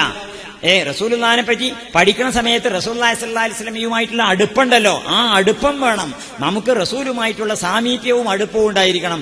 അപ്പോഴാണ് അവിടുത്തോട് സ്നേഹവും അവിടുത്തെ മഹത്വം നമ്മൾ ഉൾക്കൊള്ളുകയും ചെയ്യുക. നമ്മളോട് റസൂലുള്ളാഹി സ്വല്ലല്ലാഹി അലൈഹി വസല്ലം ആവശ്യപ്പെട്ടുള്ള സ്നേഹമാണ്, ബഹുമാനമല്ല, ആദരവല്ല പറയുക. എന്നെ സ്നേഹിക്കാന്നാ പറയുക. എന്താ സ്നേഹം? ആദരവ് എന്ന് പറഞ്ഞാൽ ലേശര് അല്ലേ, ആദരിക്കുന്ന ആളുകളോട് ലേശൊന്ന് വിട്ടുവെക്കും. നമ്മൾ സ്നേഹിക്കുന്ന ആളോടാണെങ്കിൽ പരമാവധി അടുക്കുകയും ചെയ്യും. സ്നേഹം പരമാവധി അടുപ്പിക്കണതാ. ആദരവ് ലേശമൊക്കെ ഇങ്ങനെ വിട്ടു നിർത്തും അല്ലെ. ബഹുമാനം ഉണ്ടെങ്കിൽ നമ്മൾ ലേശം ഇങ്ങനെ വിട്ടുക്കാണല്ലോ ചെയ്യാം, വല്ലാതെ അടുക്കൂല. അതേസമയത്ത് ആദരവാണെങ്കിൽ നമ്മൾ പരമാവധി അടുത്തീമ പിന്നെയും സ്നേഹമാകുമ്പോൾ അടുത്തീമ കൂടെ പിന്നെയും അടുക്കാണല്ലോ ചെയ്യാം. അപ്പൊ ഈ സ്നേഹം, ഈ സാമീപ്യം, അന്നബിയു ഔലാബിൽ മുഅ്മിനീന മിൻ അൻഫുസിഹിം, മുഅ്മിനീങ്ങളെ സംബന്ധിച്ചിടത്തോളം റസൂലുള്ളാഹി സ്വല്ലല്ലാഹി അലൈഹി വസല്ലമ അവരുടെ സ്വന്തം അസ്തിത്വത്തെക്കാൾ അടുത്തവനാണെന്ന് പറഞ്ഞത്. ഔലാ ബിൽ മുഅ്മിനീന മിൻ അൻഫുസിഹിം, അവരവരുടെ നഫ്സിനേക്കാൾ, എനിക്ക് എന്നോടുള്ളതിനേക്കാൾ അടുപ്പം റസൂലുള്ളാഹിനോട്, എന്റെ മനസ്സിനോടുള്ളതിനേക്കാൾ, എന്റെ ആത്മാവിനോടുള്ളതിനേക്കാൾ ഒക്കെ റസൂലുള്ളാഹിനോട് അടുപ്പം. അതാ റസൂലുള്ളാഹി സ്വല്ലല്ലാഹി അലൈഹി വസല്ലമയെ പറ്റി പരിശുദ്ധ ഖുർആൻ വിശേഷിപ്പിച്ചത് അന്നബിയു ഔലാ ബിൽ മുഅ്മിനീന മിൻ അൻഫുസിഹിം. അങ്ങനെ ആ അടുപ്പവും ആ സാമീപ്യവും റസൂലുള്ളാഹി സ്വല്ലല്ലാഹി അലൈഹി വസല്ലമയോട് ഉണ്ടാവണമെങ്കിൽ റസൂലുള്ളാഹിയുടെ മഹത്വം അന്നലൊക്കെ നമ്മൾ മനസ്സിലാക്കണം. അവിടുത്തെ ഒരു സാധാരണ മനുഷ്യനായിട്ട് കണ്ടാൽ പറ്റൂല. സാധാരണ മനുഷ്യൻ എന്ന് പറയലുണ്ടല്ലോ നമ്മുടെ നാട്ടിലെ ഈ മുജാഹിദീങ്ങൾ, ജമാഅത്ത് ഇസ്ലാമിക്കാരൊക്കെ റസൂലുള്ളാഹിനെ സാധാരണ മനുഷ്യൻ എന്ന് പറയും. സാധാരണ മനുഷ്യൻ എന്ന് എങ്ങനെ പറയാം? നമ്മൾ നിസ്കരിക്കുന്ന സമയത്ത് അത്തയ്യാത്തോതുമ്പളേ ഇല്ലേ, നിസ്കാരത്തില് നമ്മൾ നിസ്കരിക്കുമ്പോൾ നമ്മൾ നിസ്കാരത്തിൽ ഒരു സാധാരണ മനുഷ്യനോട് മുണ്ടിയാൽ നിസ്കാരം ബാത്തിലാവൂലേ? റസൂലുള്ളാഹിനോട് മുണ്ടിയിട്ടില്ലെങ്കിൽ നിസ്കാരം അപൂർണ്ണാവൂലേ? അത്തയ്യാത്തിലേ നമ്മളിങ്ങനെ നിസ്കരിക്കുമ്പോൾ അത്തയ്യാത്തിൽ ഇരിക്കുന്ന സമയത്ത് ഒരു മഹമാക്ക മുമ്പിൽ കൂടി പോയി, മഹമാക്ക അസ്സലാമു അലൈക്കും എന്ന് പറഞ്ഞാൽ നിസ്കാരം ബാത്തിലായില്ലേ? അതേസമയത്ത് അസ്സലാമു അലൈക അയ്യുഹൻ നബിയു എന്ന് പറയാതിരുന്നാൽ നിസ്കാരം അപൂർണ്ണാവൂലേ? പിന്നെ ഇങ്ങനെ സാധാരണ മനുഷ്യന്മാരോട് ആരോട് മുണ്ടിയാലും നിസ്കാരം ബാത്തിലാവും. റസൂലുള്ളാഹിനോട് മുണ്ടിയിട്ടില്ലെങ്കിലാണ് നിസ്കാരം അപൂർണ്ണാവും ചെയ്യുക. അപ്പോൾ ഇങ്ങനെ സാധാരണ മനുഷ്യൻ റസൂലുള്ളാഹി സ്വല്ലല്ലാഹി അലൈഹി വസല്ലമയെ വിശേഷിപ്പിച്ചിട്ടുണ്ടെങ്കിൽ അങ്ങനെ സ്നേഹവും ആദരവും ഒന്നും ഉണ്ടാവില്ല. റസൂലുള്ളാഹിക്ക് തെറ്റുപറ്റും എന്നൊക്കെ പറഞ്ഞാൽ റസൂലുള്ളാഹിന്റെ മഹത്വം ഇടിച്ചു താഴ്ത്തി കാണിക്കുകയാണെങ്കിലോ അപ്പോൾ റസൂലുള്ളാഹിനോട് ആദരവ് ഉണ്ടാവില്ല, ഇതുപോലത്തെ സ്നേഹം ഉണ്ടാവില്ല. റസൂലുള്ളാഹി സ്വല്ലല്ലാഹി അലൈഹി വസല്ലമയുടെ ഈ സ്നേഹം ഉണ്ടാവണമെങ്കിൽ അവിടുത്തെ മഹത്വം അന്നലിക്ക് നമ്മൾ മനസ്സിലാക്കണം. അവിടുത്തെ വ്യക്തിത്വം എന്താ? യാസീൻ അല്ലേ? പരിശുദ്ധ ഖുർആൻ പറഞ്ഞ യാസീൻ ഇൻസാൻ എന്താ? അയ്യുഹൽ ഇൻസാനുൽ കാമിൽ, പൂർണ്ണ മനുഷ്യ. റസൂലുള്ളാഹി സ്വല്ലല്ലാഹി അലൈഹി വസല്ലമയുടെ വ്യക്തിത്വം പൂർണ്ണമാണ്. രണ്ട് നിലക്കും, ഏത് ഭൗതികാർത്ഥത്തിൽ നോക്കിയാലും ആത്മീയമായ അവസ്ഥയിൽ നോക്കി എങ്ങനെ നോക്കിയിട്ടില്ലേ റസൂലുള്ളാഹി സ്വല്ലല്ലാഹി അലൈഹി വസല്ലമയുടെ അടുത്ത് എത്താൻ ആരെക്കൊണ്ടും പറ്റൂല എന്ന് ആരാ പറഞ്ഞത്? മൈക്കിൾ ഹാർട്ട് അടക്കം പറഞ്ഞില്ലേ? മൈക്കിൾ ഹാർട്ട് റസൂലുള്ളാഹിനെ പറ്റി ലോകത്തുള്ള നിങ്ങൾ കേട്ട തന്നെയായിരിക്കും. 100 ആളുകളെ പഠിച്ചിട്ട് അവസാനം ആ പഠിച്ചതിന്റെ അടിസ്ഥാനത്തിൽ 100 പേരുടെയും പേര് അദ്ദേഹം നേർത്തിയിട്ട് എഴുതി. ദി 100 എന്നുള്ള പേരൊരു ഗ്രന്ഥം എഴുതി. ആ ഗ്രന്ഥത്തിന്റെ തുടക്കത്തിൽ അദ്ദേഹം പറയുന്നു, my choice of Muhammad to lead this list. My choice of Muhammad to lead this list, the list of the most influential persons in history, may surprise some readers or may be questioned by some others. ഞാൻ ഈ ലിസ്റ്റില് 100 ആളുകളുടെ പേര് തെരഞ്ഞെടുത്ത് 100 ആളുകളെ പറ്റി പഠിച്ചിട്ട്, ലോക ചരിത്രത്തിൽ സ്വാധീനം ചെലുത്തിയ 100 ആളുകളെ പറ്റി പഠിച്ചിട്ട് അവരുടെ ലിസ്റ്റ് രേഖപ്പെടുത്തുക. അതിൽ യേശുക്രിസ്തു വരുന്നുണ്ട്, അദ്ദേഹം ക്രിസ്ത്യാനിയാണ്. യേശുക്രിസ്തു വരുന്നുണ്ട്, കാറൽ മാർക്സ് വരുന്നുണ്ട്, അങ്ങനെ ലോകത്ത് അറിയപ്പെടുന്ന ഒരുപാട് വലിയ വലിയ ആൾക്കാർ വരുന്നുണ്ട്. ഇത്രയും വലിയ മഹാന്മാരെ കണ്ടായിട്ടും ആ ലിസ്റ്റിൽ ഇവരുടെയൊക്കെ പേരിന്റെ ഒന്നാമത് മുഹമ്മദിനെ ഞാൻ എഴുതിയത്, അത് ഞാൻ തെരഞ്ഞെടുത്തത് ചില ആളുകൾക്ക് സംശയം ഉണ്ടാക്കിയേക്കാം, ചില ആൾക്കാർക്ക് അത്ഭുതം ഉണ്ടാക്കിയേക്കാം, ചിലർ ചിലപ്പോൾ അത് ചോദ്യം ചെയ്തേക്കാം. പക്ഷേ ചരിത്രത്തിൽ നോക്കുകയാണെങ്കിൽ supremely influential on both religious and secular level എന്നാണ് പറഞ്ഞത്. രണ്ട് മേഖലയിലും, ഭൗതികമായ മേഖലയിലാവട്ടെ മതപരമായ മേഖലയിലാവട്ടെ, രണ്ട് മേഖലയിലും റസൂലുള്ളാഹി സ്വല്ലല്ലാഹി അലൈഹി വസല്ലമയുടെ അത്ര സ്വാധീനം ചെലുത്തിയ ഒരു വ്യക്തി ചരിത്രത്തിൽ ഉണ്ടായിട്ടില്ല. അത് മുസ്ലിം അല്ലല്ലോ പറയുന്നത്. അപ്പൊ ആര് പഠിക്കുകയാണെങ്കിലും റസൂലുള്ളാഹി സ്വല്ലല്ലാഹി അലൈഹി വസല്ലം ആര് പഠിക്കുകയാണെങ്കിലും പഠിക്കണവർക്കൊക്കെ തന്നെ റസൂലുള്ളാഹിന്റെ മഹത്വം ഇത്രയും വിശദമായിട്ട് ഇത്രയും വ്യക്തമായിട്ട് മനസ്സിലാക്കാൻ സാധിക്കുന്നു. അങ്ങനെയുള്ള ഒരു വ്യക്തിത്വം, എല്ലാ നിലക്കുള്ള പൂർണ്ണത, അതൊരു സാധാരണ ഒരു എഴുത്തുകാരനാണിത്.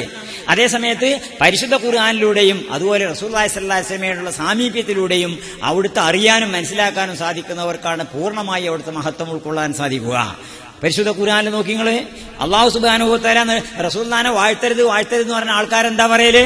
ലാ തുത്റൂനി കമാ അത്റത്തിൻ നസാറ ഈസബിനു മറിയമെ അദ്ദേഹത്തിന്റെ അനുയായികൾ വാഴ്ത്തിയതുപോലെ നിങ്ങൾ എന്നെ വാഴ്ത്തരുതേ. പിന്നെ എന്തു വേണം? ഖൂലു അബ്ദുല്ലാഹി വ റസൂലുഹു, നിങ്ങൾ എന്നെ അള്ളാഹുവിന്റെ അബ്ദ് എന്നും റസൂൽ എന്ന് വിശേഷിപ്പിക്കണം. ബാക്കി ക്രിസ്ത്യാനികൾ അവരുടെ പിന്നെ യേശുവിനെ വാഴ്ത്തിയതുപോലെ നിങ്ങൾ വാഴ്ത്തരുതേ എന്നെ നിങ്ങൾ അള്ളാഹിന്റെ അബ്ദ് എന്ന് പറയണമെന്നാ. എന്താ ക്രിസ്ത്യാനികൾ വാഴ്ത്തിയതുപോലെ വാഴ്ത്തരുത് കാരണം അതിന്റെ അർത്ഥം? ക്രിസ്ത്യാനികൾ ദൈവപുത്രൻ എന്നാ യേശുവിനെ പറ്റി പറഞ്ഞു അല്ലേ? ദൈവപുത്രൻ എന്നല്ലേ പറഞ്ഞത്? ദൈവപുത്രൻ എന്താ? ദൈവപുത്രൻ ദൈവമാകണം. പുത്രൻ പിതാവിന്റെ പതിപ്പല്ലേ? ഒരു പുത്രൻ പിതാവിന്റെ പതിപ്പല്ലേ? ഒരു മനുഷ്യന്റെ കുട്ടി മനുഷ്യനല്ലേ ആവുക? ഒരു പാമ്പിന്റെ കുട്ടി പാമ്പല്ലേ ആവുക? ഒരു കോഴിയുടെ കുട്ടി കോഴിയല്ലേ ആവുക? ഒരു ആനയുടെ കുട്ടി ആനയല്ലേ ആവുക? അപ്പോ ഒരു ദൈവത്തിന്റെ പുത്രൻ ദൈവമാകണ്ടേ? പിതാവിന്റെ പതിപ്പല്ലേ പുത്രൻ? അപ്പോ ദൈവപുത്രൻ എന്ന് പറയുന്നതോടുകൂടി ദൈവം എന്ന പദവിയിലേക്ക് യേശുവിനെ ഉയർത്തിക്കൊണ്ടുപോവാണ് അവർ ചെയ്യുന്നത്. അതേ സമയത്ത് എന്നെ നിങ്ങൾ അങ്ങനെ കാണരുതേനാണ് റസൂലുള്ളാഹി സ്വല്ലല്ലാഹി അലൈഹി വസല്ലം പഠിപ്പിച്ചത്. എന്നെ നിങ്ങൾ ലാ തുത്റൂനി കമാ അത്റത്തിൻ നസാറ ഈസബിനു മറിയം. ഇതിന് ചില ആൾക്കാർ മനസ്സിലാക്കി റസൂലിനെ വാഴ്ത്താൻ പാടില്ല. ഇന്നിങ്ങനെ വാഴ്ത്താൻ പാടില്ല എന്ന് മനസ്സിലാക്കുക. ജിന്ന ആ നോട്ടം നോക്കരുത് പറഞ്ഞാല് നോക്കരുത് എന്നർത്ഥം. ആജായി നോട്ട ജിന്ന നോക്കരുത് കാരണം നോക്കരുത് എന്നർത്ഥം. ആ ജാതി വർത്താൻ എന്നോട് പറയരുത് കാരണം ഒന്നും മുണ്ടരുത് എന്നർത്ഥം. ക്രൈസ്തവർ യേശുക്രിസ്തുവിനെ വാഴ്ത്തിയതുപോലെ വാഴ്ത്തരുത്, എന്നെ നിങ്ങൾ അള്ളാഹുവിന്റെ അബ്ദ് എന്ന് പറയണമെന്നാ. അള്ളാഹുവിന്റെ അബ്ദ് എന്ന് പറയണം. അപ്പൊ അബ്ദ് എന്ന് പറഞ്ഞുകൊണ്ടല്ലേ എത്രയും വാഴ്ത്താം. കാരണം അബ്ദ് എന്ന അള്ളാന്റെ അബ്ദ് എന്ന് പറയുന്നതോടുകൂടി മനുഷ്യൻ ഉയരുക ചെയ്യണതേ. മനുഷ്യന്റെ അബ്ദാവും മനുഷ്യൻ താഴുന്നു. മനുഷ്യന്റെ ദാസനായി എത്രത്തോളം താഴ്ന്നു അതിനനുസരിച്ച് താണു പോവുക ചെയ്യുക. അള്ളാന്റെ അബ്ദ് എത്രത്തോളം അതിനനുസരിച്ച് ഉയർന്നു പോവുക ചെയ്യുക. കാരണം എന്താ? അബ്ദിയത്ത് ഉബൂദിയത്ത് എന്നൊക്കെ പറയുന്നത് മനുഷ്യന്റെ ധർമ്മമാണ്. ഏതൊരു വസ്തുവും അതിന്റെ ധർമ്മം എത്രത്തോളം നിർവഹിക്കുന്നു അതിനനുസരിച്ചാ ഉയരുക, അതിനനുസരിച്ചാ മഹത്വം ഉണ്ടാവുക. ഒരു തെങ്ങിനെ പറ്റി നമ്മൾ നല്ല തെങ്ങ് എന്ന് പറയാൻ എപ്പോഴാ? നന്നായിട്ട് തേങ്ങ തരുമ്പോ. കാരണം തെങ്ങിന്റെ ധർമ്മം എന്താ? തേങ്ങ തരല്. തേങ്ങ തരിക എന്ന കാര്യമാണ് തെങ്ങിന്റെ ധർമ്മം. അപ്പൊ എത്രത്തോളം നന്നായിട്ട് തേങ്ങ തരുന്നു അതിനനുസരിച്ച് നല്ല തെങ്ങ് എന്ന് പറയും. തരല് കുറയുന്നതിനനുസരിച്ച് അതിപ്പോ വലിയ കാര്യമൊന്നുമില്ല എന്ന് പറയും. അവസാനം തീരെ തരാതായിട്ടുണ്ടെങ്കിൽ നമുക്ക് ഞാൻ മുറിച്ചാന്നും പറയും. കാരണം എന്താ? അതിന്റെ ധർമ്മം തരുന്നതിൽ അത് പരാജയപ്പെടുന്നതിനനുസരിച്ച് അതിന്റെ അസ്തിത്വം നമ്മൾ നിഷേധിക്കണ്. ഒരു പശുവിനെ പറ്റി നല്ല പശു എന്ന് പറയാൻ എപ്പോഴാ? അത് നന്നായിട്ട് പാല് വരുമ്പോ. നല്ല പാലിട്ടില്ലെങ്കിലോ അതിപ്പോ വലിയ കാര്യമൊന്നുമില്ല അറിയും. തീരെ പാല് തരാതായാലോ അത് പാലൊന്നും കിട്ടില്ലെങ്കിൽ നമുക്ക് അതിനോട് അറുക്കുക എന്ന് പറയും. കാരണം എന്താ? അതിന്റെ അസ്തിത്വം പിന്നെ നമുക്ക് ആവശ്യമില്ല. അപ്പോ എന്താ കാരണം? പശുവിന്റെ ധർമ്മം പാല് തരല്, തെങ്ങിന്റെ ധർമ്മം തേങ്ങ തരല്. ആരാണ്? എല്ലാ വസ്തുവും അതിന്റെ ധർമ്മം നിർവഹിക്കുന്നതിനനുസരിച്ചാണ് അതിന്റെ മഹത്വം ഉണ്ടാവുക. മനുഷ്യനെ സംബന്ധിച്ചിടത്തോളം മനുഷ്യന്റെ ധർമ്മം എന്താ? മനുഷ്യന്റെ ധർമ്മം അബ്ദിയത്തും ഉബൂദിയത്തും ഇബാദത്തും ഒക്കെ അല്ലേ? അതുകൊണ്ട് എത്രത്തോളം അള്ളാഹുവിന്റെ അബ്ദാവുന്നു അതിനനുസരിച്ച് മനുഷ്യൻ ഉയരുന്നു. എത്രത്തോളം മനുഷ്യന്റെ അബദാവുന്നു അതിനനുസരിച്ചോളം മനുഷ്യൻ താഴുന്നു. റസൂലുള്ളാഹി സ്വല്ലല്ലാഹി അലൈഹി വസല്ലമയെ അങ്ങനെയല്ലേ? എല്ലാ മഹത്വവും മനുഷ്യന് ലഭിക്കുന്നത് അവിടുന്നല്ലേ? സൽമാൻ അൽ ഫാരിസി എന്നവരൊക്കെ പറഞ്ഞു, കുന്തു അബ്ദൻ ഫഅഅതഖനില്ലാഹു ബിമുഹമ്മദിൻ വകുന്തു ഫഖീറൻ ഫഅഗ്നാനില്ലാഹു ബിമുഹമ്മദിൻ. ഞാന് മുമ്പ് അടിമയായിരുന്നു, അള്ളാഹു എന്നെ മോചിപ്പിച്ചത് മുഹമ്മദ് സല്ലല്ലാഹു അലൈഹി വസല്ലം മുഖേന. ഞാൻ ദരിദ്രനായിരുന്നു, അള്ളാഹു സുബ്ഹാനഹു വ തആല എന്റെ ദാരിദ്ര്യം മാറ്റി തന്നെ എന്നെ ഐശ്വര്യവാനാക്കിയത് റസൂലുള്ളാഹി സ്വല്ലല്ലാഹി അലൈഹി വസല്ലം മുഖേന. എന്തൊക്കെയാണോ മനുഷ്യന് കിട്ടുന്ന ഒക്കെ റസൂലുള്ളാഹി സ്വല്ലല്ലാഹി അലൈഹി വസല്ലമയിലൂടെ. അപ്പൊ അങ്ങനെ റസൂലുള്ളാഹി സ്വല്ലല്ലാഹി അലൈഹി വസല്ലമ എത്രത്തോളം അവിടുത്തെ ഉബൂദി. അതുകൊണ്ടാണ് പരിശുദ്ധ ഖുർആനിലെ രണ്ട് സംഗതി പ്രത്യേകമായിട്ട് എടുത്തു പറഞ്ഞു. ഒന്ന് റസൂലുള്ളാഹി സ്വല്ലല്ലാഹി അലൈഹി വസല്ലമക്ക് വഹയി കൊടുത്ത സന്ദർഭം, രണ്ട് അവിടുത്തെ മിഅ്റാജിന് അല്ലാഹു തആല കൊണ്ടുപോയ സന്ദർഭം. ഈ രണ്ട് സന്ദർഭത്തിലും പരിശുദ്ധ ഖുർആനിലെ അബ്ദ് എന്നുള്ള വാക്ക് പ്രത്യേകമായിട്ട് ഉപയോഗിച്ചു. സുബ്ഹാനല്ലദി അൽഹംദുലില്ലാഹില്ലദി അൻസല അലാ അബ്ദിഹിൽ കിതാബ. അല്ലാഹു സുബ്ഹാനഹു വ തആല വേദം കൊടുത്ത് പറഞ്ഞ സമയത്ത്, കാരണം വേദം കൊടുക്കുന്നതോടുകൂടി റസൂലുള്ളാഹി സ്വല്ലല്ലാഹി അലൈഹി വസല്ലമയുടെ വ്യക്തിത്വം പിന്നെ ഖുർആനായിട്ട് മുസ്തഫായി ഖൂക ജിസ്മഷ് ജാനബൂദ് താക റഹ്മാൻ അല്ലമൽ ഖുർആൻ ബൂദ്. മുസ്തഫായി ഖൂക ജിസ്മഷ് ജാനബൂദ് താക റഹ്മാൻ അല്ലമൽ ഖുർആൻ ബൂദ്.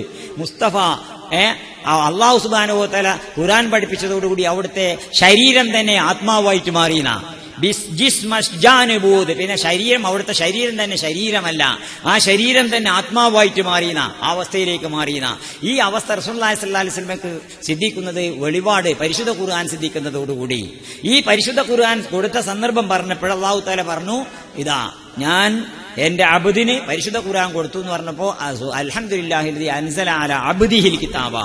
രണ്ടാമത്തത് മിഅ്റാജിന് റസൂലുള്ളാഹി സ്വല്ലല്ലാഹി അലൈഹി വസല്ലമയുടെ അവിടുത്തെ അസ്തിത്വം ഏറ്റവും അത്യുന്നതിയിലേക്ക് ഉയർന്നു പോയത് ആ സന്ദർഭമാണ് മിഅ്റാജിന്റെ സന്ദർഭം എന്ന് പറഞ്ഞാൽ. അത് പറഞ്ഞപ്പോഴും റസൂലുള്ളാഹി സ്വല്ലല്ലാഹി അലൈഹി വസല്ലമയെ അല്ലാഹു തആല വിശേഷിപ്പിച്ചത് എങ്ങനെ? സുബ്ഹാനല്ലദീ അസ്റാ ബിഅബ്ദിഹി എന്ന വാക്കാണ് ഉപയോഗിച്ചത്. അബ്ദി എന്ന വാക്ക് അവിടെയും ഉപയോഗിച്ചു. ഇസ്രായേലിന്റെ മിഅ്റാജിന്റെ സന്ദർഭം പറഞ്ഞ സമയത്ത് റസൂലുള്ളാഹി സ്വല്ലല്ലാഹി അലൈഹി വസല്ലമയുടെ മഹത്വം ഏറ്റവും ജ്വലിച്ച ഏറ്റവും ഉന്നതമായ അവസ്ഥയിലേക്ക് എത്തിയ അല്ലേ, ആ അവസ്ഥയെ പറ്റി പറഞ്ഞപ്പോഴും റസൂലുള്ളാഹി സ്വല്ലല്ലാഹി അലൈഹി വസല്ലമയെ പറ്റി അബ്ദ് എന്നുള്ള വാക്ക് അല്ലാഹു തആല ഉപയോഗിച്ചു. ജിബ്രീൽ അലൈഹി ഇസ്ലാമൊക്കെ നമുക്കറിയുന്ന കാര്യം തന്നെയല്ലോ. ജിബ്രീൽ അലൈഹി ഇസ്ലാം എന്താ? മുഖറബായ മലക്ക് ജിബ്രീൽ അലൈഹി ഇസ്ലാം, അള്ളാഹുവിന്റെ മലക്കുകളുടെ കൂട്ടത്തിൽ ഏറ്റവും ശ്രേഷ്ഠനായ ജിബ്രീൽ അലൈഹി ഇസ്ലാം അവിടെ എത്തിയ സമയത്ത് എന്താ പറഞ്ഞത്? ഇനി നമുക്ക് പ്രവേശനമില്ല എന്ന് പറഞ്ഞത്. എന്താ ഇവിടുന്ന് അങ്ങോട്ട് ഇവിടുന്ന് അങ്ങോട്ട് ഒരു ഇഞ്ച് പോന്നാൽ ലഹ്തറഖ്തു എന്നാ പറഞ്ഞത്. ഇനി അങ്ങോട്ട് ഒരു ഇഞ്ചാണ് പോയിട്ടുണ്ടെങ്കിൽ ലഹ്തറഖ്തു, ഞാൻ കത്തിച്ചാമ്പലാവും. അള്ളാഹുവിന്റെ സന്നിധിയിലേക്ക് ഹത്താരി ബഹരിൻ നൂരി ജിബ്രീലു വഖഫ് ഹത്താരി ബഹരിൻ നൂരി ജിബ്രീലു വഖഫ് ഫീ الدعوة هتف دعني تقدم يا حبيبي لا تخف أبشر تناجي ربك القيوم صلوا عليه وسلموا تسليما لحتى بحر النور ജിബ്രീൽ വഖഫ്. ആ പ്രകാശ സാഗരത്തിന്റെ അടുത്തെത്തിയതോടുകൂടി ജിബ്രീൽ നിന്നുപോയി. റുഅബൻ, അദ്ദേഹം ജിബ്രീൽ അലൈഹി ഇസ്ലാം ഭയവിഹ്വലനായി. വവദ്ദഅ, റസൂലിനോട് യാത്ര പറഞ്ഞു. എന്നിട്ട് അവിടെ നിന്നുങ്ങാണ്ട് വഹതഫ് പറയാ, ദഅനി തഖദ്ദം യാ ഹബീബി ലാ തഖഫ്, എന്റെ ഹബീബെ നിങ്ങൾ പോയിക്കോളി, നിങ്ങൾ ഭയപ്പെടാതെ നിർഭയനായി അങ്ങയുടെ രക്ഷിതാവുമായിട്ട് സംഭാഷണം നടത്തിയിട്ട് തിരിച്ചു വരും, ഞാൻ ഇവിടെ നിന്നോളാം. ജിബ്രീൽ അലൈഹി ഇസ്ലാമിന്റെ മഹത്വം അവസാനിക്കുന്നിടത്ത് റസൂലുള്ളാഹി സ്വല്ലല്ലാഹി അലൈഹി വസല്ലമയുടെ മഹത്വം ആരംഭിക്കണേ ഉള്ളൂ. അതാ അല്ലാമ ഇഖ്ബാൽ ഈ സംഭവത്തെ സൂചിപ്പിച്ചുകൊണ്ടേ അല്ലാമ ഇഖ്ബാൽ മൂസാ നബി അലൈഹി ഇസ്ലാമിന്റെയും റസൂലുള്ളാഹി സ്വല്ലല്ലാഹി അലൈഹി വസല്ലമയുടെ രണ്ട് അവസ്ഥകളെ കമ്പയർ ചെയ്തുകൊണ്ട് എഴുതിയിട്ടുണ്ട്. എന്താ? മൂസാ സുഹു ശറഫ്ത് ബയക ജൽവയ സിഫാത്ത് തൂബ ഐൻ ദാത് മീനി ഗരീദർ തബസ്സുമി. മൂസാ സുഹു ശറഫ്ത് ബയക ജൽവയ സിഫാത്ത്. മൂസാ നബി അലൈഹി ഇസ്ലാം ഇസ്രായേലിയരോട് പ്രബോധനം ചെയ്യുമ്പോൾ ഇസ്രായേലിയർ പറഞ്ഞു, ഞങ്ങൾക്ക് പടച്ചോനെ കാണണം എന്നാലേ വിശ്വസിക്കുള്ളൂ പറഞ്ഞു അല്ലേ. ലൻ നൂമിന ഹത്താ നറല്ലാഹ ജഹ്റത്തൻ, പടച്ചോനെ കണ്ണോട് കണ്ടതിലേ ഞങ്ങൾ വിശ്വസിക്കുള്ളൂ ഇസ്രായേലിയർ മൂസാ നബിയോട്. ഇന്നും അങ്ങനെ തന്നെയല്ലേ ആൾക്കാർ പറയണേ? പലരും ചില കൂട്ടക്കാരൊക്കെ അങ്ങനെയല്ലേ, കണ്ണോട് കണ്ടാലേ വിശ്വസിക്കുള്ളൂ പറഞ്ഞ്. മാഷ് ഇങ്ങനെ കുട്ടികളെ പഠിപ്പിക്കുന്ന സമയത്ത് മാഷ് പറഞ്ഞു, എനിക്ക് ദൈവവിശ്വാസമല്ല. അപ്പൊ കുട്ടി ചോദിച്ചു, സാറേ എന്താ നിങ്ങൾ ദൈവത്തിൽ വിശ്വസിക്കാത്തത് ചോദിച്ചു. ഞാൻ ദൈവത്തെ കാണുന്നില്ല, അതുകൊണ്ട് ഞാൻ ദൈവത്തിൽ വിശ്വസിക്കുന്നില്ല പറഞ്ഞു. എന്നാ സാറിന് ബുദ്ധി ഉണ്ടെന്ന് ഞാൻ വിശ്വസിക്കണില്ല പറഞ്ഞു. അതെന്താണോ അങ്ങനെ പറയുന്നത്? സാറിന്റെ ബുദ്ധി ഞാൻ കാണുന്നില്ല, കാണാത്തിൽ വിശ്വസിക്കണില്ല, ഇപ്പൊ ബുദ്ധി ഉണ്ടെന്ന് വിശ്വസിക്കാൻ പറ്റില്ലല്ലോ. അപ്പൊ അങ്ങനെ പറയുന്ന ആൾക്കാരുണ്ടല്ലോ, കണ്ടാലേ വിശ്വസിക്കുള്ളൂ എന്ന്. ലൻ നൂമിന ഹത്താ നറല്ലാഹ ജഹ്റത്തൻ എന്ന് പറഞ്ഞവര് അല്ലാഹു സുബ്ഹാനഹു വ തആല അള്ളാഹ്ക്ക് കഴിയാത്തതുകൊണ്ട് നമുക്ക് കാണിച്ചു തരാൻ. അല്ലാഹു സുബ്ഹാനഹു വ തആല ഗുപ്തനായിരിക്കുന്നു. കാരണം ഗുപ്തമായതിന്റെ നേരെയാണ് ജിജ്ഞാസ ഉണ്ടാവുക. ഗുപ്തമായതിന്റെ നേരെയല്ലേ ജിജ്ഞാസ ഉണ്ടാവുള്ളൂ. നമുക്ക് അറിയാത്തതിന്റെ നേരെ, നമുക്ക് നമ്മുടെ മുമ്പിൽ നിന്ന് മറക്കപ്പെട്ട് നിൽക്കുന്നതിന്റെ നേരെയാണ് നമുക്ക് ജിജ്ഞാസ ഉണ്ടാവുക. അള്ളാഹ്ക്ക് അറിയില്ലേ, ഭൂമി കണ്ട് ഇറങ്ങി വന്ന് കാണ്ടരും ഹിമാലയത്തിന്റെ മുകളിൽ ഇങ്ങനെ നിന്ന് കാണ്ട് ഞാനാണ് ഇതാ പടച്ചോന് വേണമെങ്കിൽ കണ്ടോളി, നിങ്ങൾ നിഷേധിക്കാൻ നിൽക്കണ്ടെന്ന് പറയുമ്പോൾ പടച്ചോന് അറിയില്ലേ? കഴിയില്ലേ പടച്ചോന്? പക്ഷെ പടച്ചോൻ ചെയ്യാത്തത് എന്താ? അവൻ ഗുപ്തനായിരിക്കുകയാണ്, നമ്മിൽ നിന്ന് മറഞ്ഞിരിക്കുകയാണ്. നമ്മുടെ ജിജ്ഞാസ അവസാനം അള്ളാന്റെ നേരെ ജിജ്ഞാസ ഇങ്ങനെ എപ്പോഴും ഉണ്ടായിക്കൊണ്ടിരിക്കണം നമുക്ക്. അപ്പൊ അല്ലാഹു സുബ്ഹാനഹു വ തആല അങ്ങനെ അള്ളാനെ കണ്ടെങ്കിലേ വിശ്വസിക്കുള്ളൂ ഇസ്രായേലിയർ പറഞ്ഞു. മൂസാ നബി അതേതായാലും നടക്കൂല, എനിക്കൊന്ന് കാണേണ്ടി ഞാൻ ഏതായാലും ഇപ്പൊ ഇതൊക്കെ പറഞ്ഞ ആൾക്കാരുടെ ഇടയിൽ പ്രബോധനം നടത്തുന്ന ആളല്ലേ, ഇപ്പോ ഞാനൊന്നെ കാണാതെ ഇപ്പൊ എങ്ങനെയാ? അപ്പൊ ഞാനൊന്ന് കാണാൻ പൂരിയേക്കും. മൂസാ നബി അലൈഹി സ്വലാം എനിക്കൊന്ന് കാണണം അള്ളാനെ. അള്ളഹാനോട് പറഞ്ഞു എനിക്ക് എന്നെ ഒന്ന് കാണേണ്ടിന്നു. അപ്പോ അള്ളാഹു തആല അറിയില്ല എന്താ നീ കാണൂല, നീ വലിയ നിർബന്ധമാണെങ്കിൽ മുൻദൂറിൽ ജബലിയ മലമേൽക്കുന്ന നോക്കിക്കളാം, ആ മലമേൽക്കുന്ന നോക്കിക്കളാം. ഫലമ്മാ തജല്ലാ റബ്ബുഹു ലിൽ ജബലി, ആ പർവ്വതത്തിന്റെ നേരെ റബ്ബിന്റെ ഒരു സിഫത്തിന്റെ ജൽവ ഉണ്ടായപ്പോൾ ഖറ മൂസാ സൈഖൻ ജഅലഹു ദക്കാ, പർവ്വതം തകിട് പൊടിയായി. ഖറ മൂസാ സൈഖൻ, മൂസാ നബി അലൈഹി സ്വലാം ബോധം കെട്ട് വീണുപോയി. താങ്ങാൻ കഴിയണ്ടേ? മൂസാ നബി അലൈഹി സ്വലാം ബോധം കെട്ട് വീണു.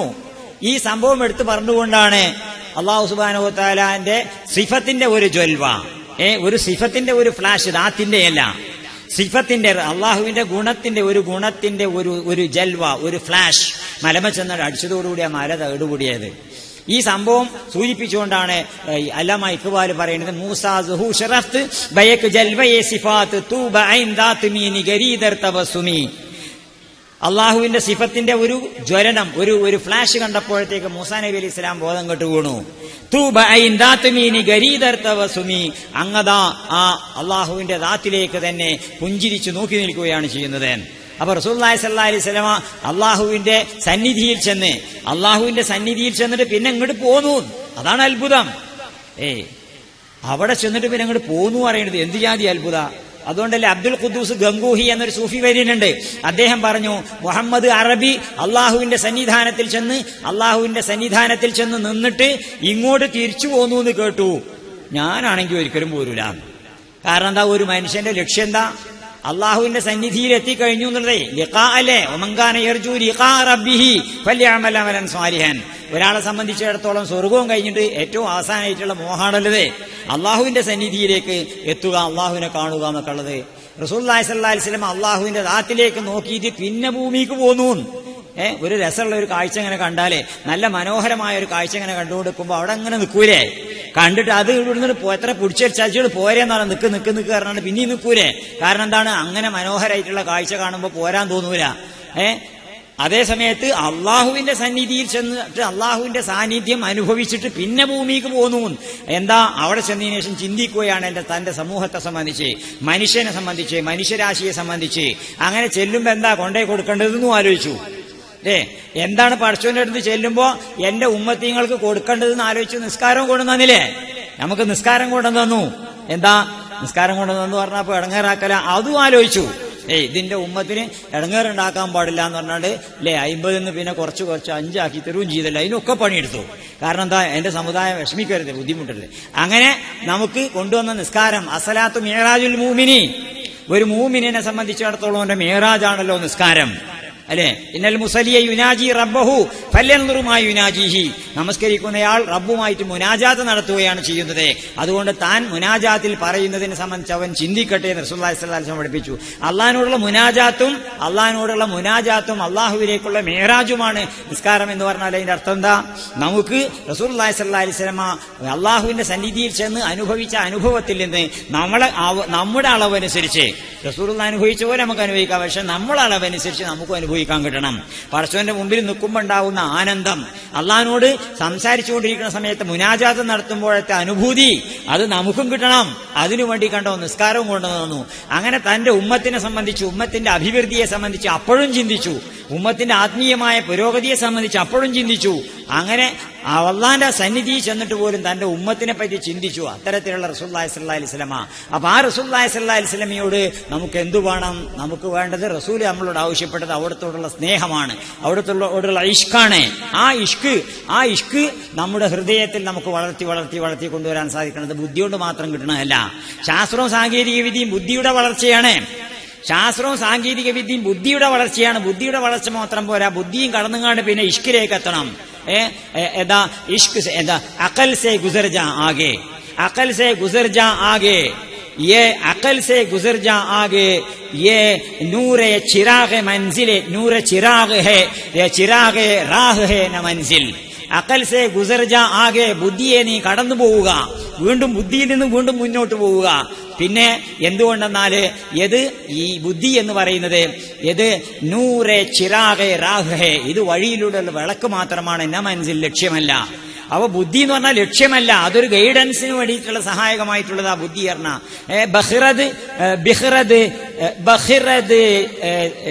സൂരജ് ബഹിറദ് ആഫ്താബ് മപൂയി. ഒരിക്കലും തന്നെ നീ നിന്റെ ബുദ്ധിയോട് ഇഷ്ക് ചോദിക്കല്ലേ. ബച്ചിറാവ് ആഫ്താബ് മപൂയി, നീ ഒരിക്കലും തന്നെ വിളക്കിനോട് സൂര്യനെ ചോദിക്കല്ലേ. അതുപോലെ വിളക്കിനോട് സൂര്യനെ ചോദിക്കുന്നത് പോലെയാണ് ബുദ്ധിയോട് ഇഷ്കിനെ ചോദിക്കലേ. ഇഷ്ക് എന്ന് പറഞ്ഞാൽ അതും കടന്നു പോണതാ. അപ്പൊ അതുകൊണ്ട് കേവലം ബുദ്ധിയുടെ പരിസരത്തും പശ്ചാത്തലത്തിലും തങ്ങി നിൽക്കുന്നതിന് പകരം ബുദ്ധിപരമായി റസൂലുള്ളാഹി സ്വല്ലല്ലാഹി അലൈഹി വസല്ലമയുടെ അധ്യാപനങ്ങളുടെ അർത്ഥവും യുക്തിയൊക്കെ മനസ്സിലാക്കി അതിന്റെ അപ്പുറം പോയിട്ട് റസൂലുള്ളാഹി സ്വല്ലല്ലാഹി അലൈഹി വസല്ലമയുടെ ഇഷ്കിലേക്ക് എത്തണം. ആ ഇഷ്കിലേക്ക് നമ്മളെ എത്തിക്കുന്ന തരത്തിലുള്ള ആ ചിന്ത, ചിന്തിച്ച് റസൂലുള്ളാഹിനെ മനസ്സിലാക്കിയിട്ട് പിന്നെ ഇഷ്കിലേക്ക് എത്തുക, അവിടുത്തെ മഅ്ശൂഖായിട്ട് കാണുക. അങ്ങനെയുള്ള ഒരവസ്ഥയിലേക്ക് മനുഷ്യ അതിന് സഹായകമായിട്ടുള്ള ഒന്നാണ് അല്ലഫൽ അലിഫ് എന്ന് പറഞ്ഞാൽ. അല്ലഫൽ അലിഫ് ആദ്യം മുതൽ അവസാനം വരെ നമ്മൾ വായിക്കുമ്പോൾ അതിന്റെ ഓരോ വരികളിലും നമുക്ക് കാണാൻ സാധിക്കുന്നത് ഇതാണ്. ഈ മേറാജിന്റെ സംഭവം ഉൾപ്പെടെ എല്ലാ സംഭവങ്ങളും റസൂലുള്ളാഹി സ്വല്ലല്ലാഹി അലൈഹി വസല്ലമയുടെ ഉയർച്ചയെ സംബന്ധിച്ച്, മഹത്വത്തെ സംബന്ധിച്ച്. അതിൽ ഒന്നാമത്തെ വരിയാണ് അല്ലഫൽ അലിഫു നിളാമ മദ്ഹി അലൽ ആലിയാൽ അവ്വല സൂതൂരി. ആ ആദ്യത്തെ വരി തുടങ്ങുന്നതിന്റെ മുമ്പായിട്ട് അദ്ദേഹം പറയുന്നത് എന്താ? തന്നെ വിശേഷിപ്പിക്കുന്നത് അലിഫ് എന്നാ വിശേഷിപ്പിക്കുന്നത്. കവി തന്നെ വിശേഷിപ്പിക്കുന്നത് അലിഫ് എന്നാ. എന്താ അലിഫ് പറഞ്ഞാൽ താൻ ഒരു നിസ്വനാണ്, താൻ ഒരു പാവപ്പെട്ടവനാണ്. ഒരുപാട് അർത്ഥങ്ങൾ ഉൾക്കൊള്ളുന്നതാണ് ആ വാക്ക്. അലിഫ് എന്ന വാക്ക് തന്നെ ഒരുപാട് അർത്ഥങ്ങൾ ഉൾക്കൊള്ളുന്നതാ. കാരണം എന്താന്ന് വെച്ചാല് അലിഫ് എന്ന് തന്നെ വിശേഷിപ്പിച്ചു. അലിഫ് എന്ന് തന്നെ വിശേഷിപ്പിച്ചത് ഒരു കാരണം എന്താ വെച്ചാൽ അലിഫ് പറഞ്ഞാല് അത് പിന്നെ ഹംസിന് ദീർഘത്തിന് വേണ്ടിയിട്ട് ആകാരം നീട്ടാൻ വേണ്ടി ഉപയോഗിക്കണതേ അല്ലേ. അപ്പോ മുഴുത്തല്ലായിട്ടുള്ള അർഫുകളുടെ കൂട്ടത്തിൽപ്പെട്ടതാണല്ലോ. അതുകൊണ്ട് ദുർബലമായ അക്ഷരങ്ങളാണ്. അതിൽപ്പെട്ടതാണ് അലിഫ്. ഹംസ അല്ലല്ലോ, അലിഫല്ലേ. അപ്പൊ അല്ലഫൽ അലിഫു തന്നെ അലിഫ് എന്നാ വിശേഷിപ്പിച്ചത്. ഞാൻ ദുർബലനായ ഞാനാണ് ഇതിന് ഒരുങ്ങുന്നത്. റസൂലുള്ളാഹി സ്വല്ലല്ലാഹി അലൈഹി വസല്ലമയുടെ മഹത്വത്തെ സംബന്ധിച്ച് വർണ്ണിക്കാൻ തുടങ്ങുന്ന ഈ ഞാൻ ദുർബലനാണ്, ഞാൻ അതിന് മാത്രം യോഗ്യനല്ല, എങ്കിലും ശ്രമിക്കുകയാണെന്ന് പറഞ്ഞിട്ട് അതിന് അള്ളാഹുവിന്റെ നാമത്തെ കൂട്ടുപിടിച്ചു കണ്ട് അതാ അല്ലഫൽ അലിഫു നിളാമ മദ്ഹി അലൽ ആലിയാൽ അവ്വല സൂതൂരി ബിസ്മില്ലാഹി ബദഅൽ ഖാലിഖാൽ. അള്ളാഹുവിന്റെ നാമത്തെ പിടിച്ച് പടച്ചോന്റെ സഹായത്തോടു കൂടിയാണ് ഞാൻ എന്നെ കൊണ്ട് ഒറ്റക്കൊന്നിനും കഴിയൂല. ഒന്നത്. രണ്ടാമത്തെ അർത്ഥം അല്ലഫൽ അലിഫ് എന്ന വാക്കിന് മറ്റൊരർത്ഥമുണ്ട്. അലിഫ് എന്ന് പറഞ്ഞാൽ തന്നെ, താൻ എന്ത് ചെയ്യുന്നതും അള്ളാഹു തആല തന്നെ ചെയ്യുകയാണ്. എന്നെ കൊണ്ട് അള്ളാഹു ചെയ്യിപ്പിക്കുകയാണ്. അപ്പൊ അലിഫ് എന്നത് അള്ളാഹു എന്നതിന്റെ ആദ്യത്തിലെ അക്ഷരമായിട്ട് അള്ളാഹുവിനെ സൂചിപ്പിച്ചുകൊണ്ടാണ് അലിഫ് എന്ന് പറയുന്നത് എന്നതിന് ശറഹിന്റെ വ്യാഖ്യാനമുണ്ട്. കാരണം നമ്മൾ എന്ത് ചെയ്യുന്നതും നമ്മുടെ എല്ലാ പ്രവർത്തനങ്ങളും അള്ളാഹു തആല നമ്മളെ കൊണ്ട് ചെയ്യിപ്പിക്കുന്നതാണെന്നാണ് അഹ്ലുസുന്നത്തുൽ ജമാഅത്തിന്റെ വിശ്വാസം. നമുക്ക് സ്വന്തമായിട്ട് ഒരു കഴിവുമില്ല. ലാ ഹൗല വലാ ഖുവത ഇല്ലാ ബില്ലാ. അല്ലാഹുക്കല്ലാതെ ഒരു കഴിവുമില്ല. ഒരു കഴിവും അള്ളാഹു അല്ലാതെ ആർക്കുമില്ല. കാരണം നമ്മൾ എത്രത്തോളം കഴിവുള്ളവരാണെന്ന് അഹങ്കാരം നടിച്ചിട്ടുണ്ടെങ്കിലും ഞാൻ ഇവിടെ അങ്ങോട്ട് നീച്ചാ കാണാന്ന് പറഞ്ഞാൽ ആ പറച്ചിൽ പറയുമ്പോൾ നീച്ചാൻ വയ്ക്കുന്നുള്ളതിന് വല്ല ഉറപ്പുണ്ടോ? ഞാനെങ്ങാനും ഇവിടെ നീച്ചാൻ വയ്ക്കുന്നില്ല ആ പറയുമ്പോൾ ഉണ്ടാവുക. അപ്പൊ അതുകൊണ്ട് മനുഷ്യനെ സംബന്ധിച്ചിടത്തോളം മനുഷ്യൻ ദുർബലനാണ്, ഈ ഒരു ശക്തിയില്ലാത്തവനാ. ലാ ഹൗല വലാ ഖുവത ഇല്ലാ ബില്ലാ. അള്ളാഹുവിനെ കൊണ്ട് മാത്രമാണ് കഴിവ്. അത് സൂചിപ്പിക്കാനും ആണ് അലിഫ് എന്നുള്ള വാക്ക് ഉപയോഗിച്ചിരിക്കുന്നത്. അപ്പോ ഉന്നത സ്ഥാനങ്ങൾക്കൊക്കെയും മേന്മേലായി ഉജ്ജ്വലിച്ചിടും നബി തൻ പ്രകീർത്തനം. അള്ളാവിൻ നാമത്തെ ആദ്യമായി ചേർത്തൊരു ഹാരം, അള്ളാവിൻ നാമത്തെ ആദ്യമായി കോർത്തൊരു ഹാരമായി തീർക്കുന്നു നിസ്വനായുള്ളിവൻ. അപ്പോ ഒരു മാല കോർക്കുന്നത് പോലെ അല്ലെ, ഒരു മാല കോർക്കുന്നത് പോലെ ഈ വരികൾ ഇങ്ങനെ കോർത്ത്, അക്ഷരങ്ങൾ ഇങ്ങനെ കോർത്ത് നല്ല പദവിന്യാസത്തോടു കൂടി ഞാൻ നിങ്ങൾക്ക് രചിച്ചു തരാൻ പോകുന്നു. അതാണ് അല്ലഫൽ അലിഫ് എന്ന ഗ്രന്ഥത്തിന്റെ ഒന്നാമത്തെ വരി. അത് റസൂലുള്ളാഹി സ്വല്ലല്ലാഹി അലൈഹി വസല്ലമയോട് നമ്മൾ അടുപ്പിക്കുന്നു. അള്ളാഹിനോട് മാത്രമല്ല റസൂലിനോടും അല്ലേ. അള്ളാഹിനോട് മാത്രം ഒരു വിശ്വാസിയെ സംബന്ധിച്ചിടത്തോളം അള്ളാഹുവിനോടുള്ള മാത്രമല്ലല്ലോ റസൂലുള്ളാഹി സ്വല്ലല്ലാഹി അലൈഹി വസല്ലമയോടുള്ള അടുപ്പല്ലേ. അള്ളാഹിനോടുള്ള അടുപ്പത്തിന് സലാത്ത് നിശ്ചയിച്ചു വന്നു, നിസ്കാരം എന്ന സലാത്ത്. റസൂലുള്ളാഹിനോടുള്ള അടുപ്പത്തിനോ അതും സലാത്ത് തന്നെ. രണ്ടിനും സലാത്തല്ലേ നിശ്ചയിച്ചു വന്നിരിക്കുന്നത്. ദസ്തുറ അന്തർ അഹദ് അഹമ്മദ് ബിസൻ ഈ ബറാദർ വാ റഹസ് അബൂ ജഹലതൻ. ദസ്തുറ അന്തർ അഹദ് അഹമ്മദ് ബിസൻ ഈ ബറാദർ വാറഹ് അസ് അബൂജഹലതൻ. അബൂജഹലാവുന്ന നിന്റെ ശരീരത്തിൽ നിന്ന് നിനക്ക് വിടുതി കിട്ടണമെങ്കിൽ നീ നിന്റെ കൈ അഹദിലേക്കും അഹമ്മദിലേക്കും ചേർത്ത് വെക്കുന്ന, അഹദിലേക്കും അഹമ്മദിലേക്കും ചേർത്ത് വെക്ക്. അഹദ് അള്ളാഹു, അഹമ്മദ് റസൂലുള്ളാഹി സ്വല്ലല്ലാഹി അലൈഹി വസല്ലമ. രണ്ടു തമ്മിലുള്ള വ്യത്യാസം അതല്ലേ, നടുക്കൊരു മീമുണ്ട് എന്നുള്ളതല്ലേ. അഹമ്മദിൽ മീമുണ്ട്, അഹദിൽ മീമില്ല.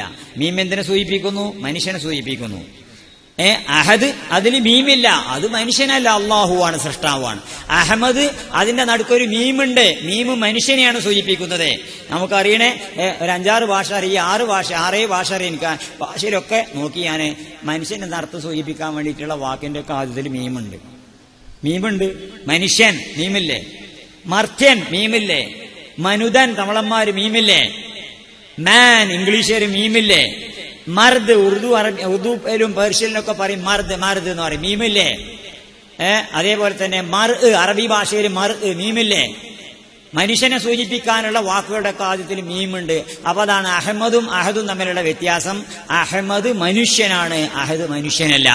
അപ്പൊ അഹദിലേക്കും ദസ്തുറ അന്തർ അഹദ് അഹമ്മദ് ബിസൻ, നീ നിന്റെ കൈ അഹദിലേക്കും അഹമ്മദിലേക്കും നീട്ടിക്കൊണ്ട് നിന്റെ ശരീരമാവുന്ന അബൂജാഹിലിൽ നിന്ന് മുക്തി നേടുക എന്ന് അല്ലാമ ഇക്ബാലിന്റെ കവിത.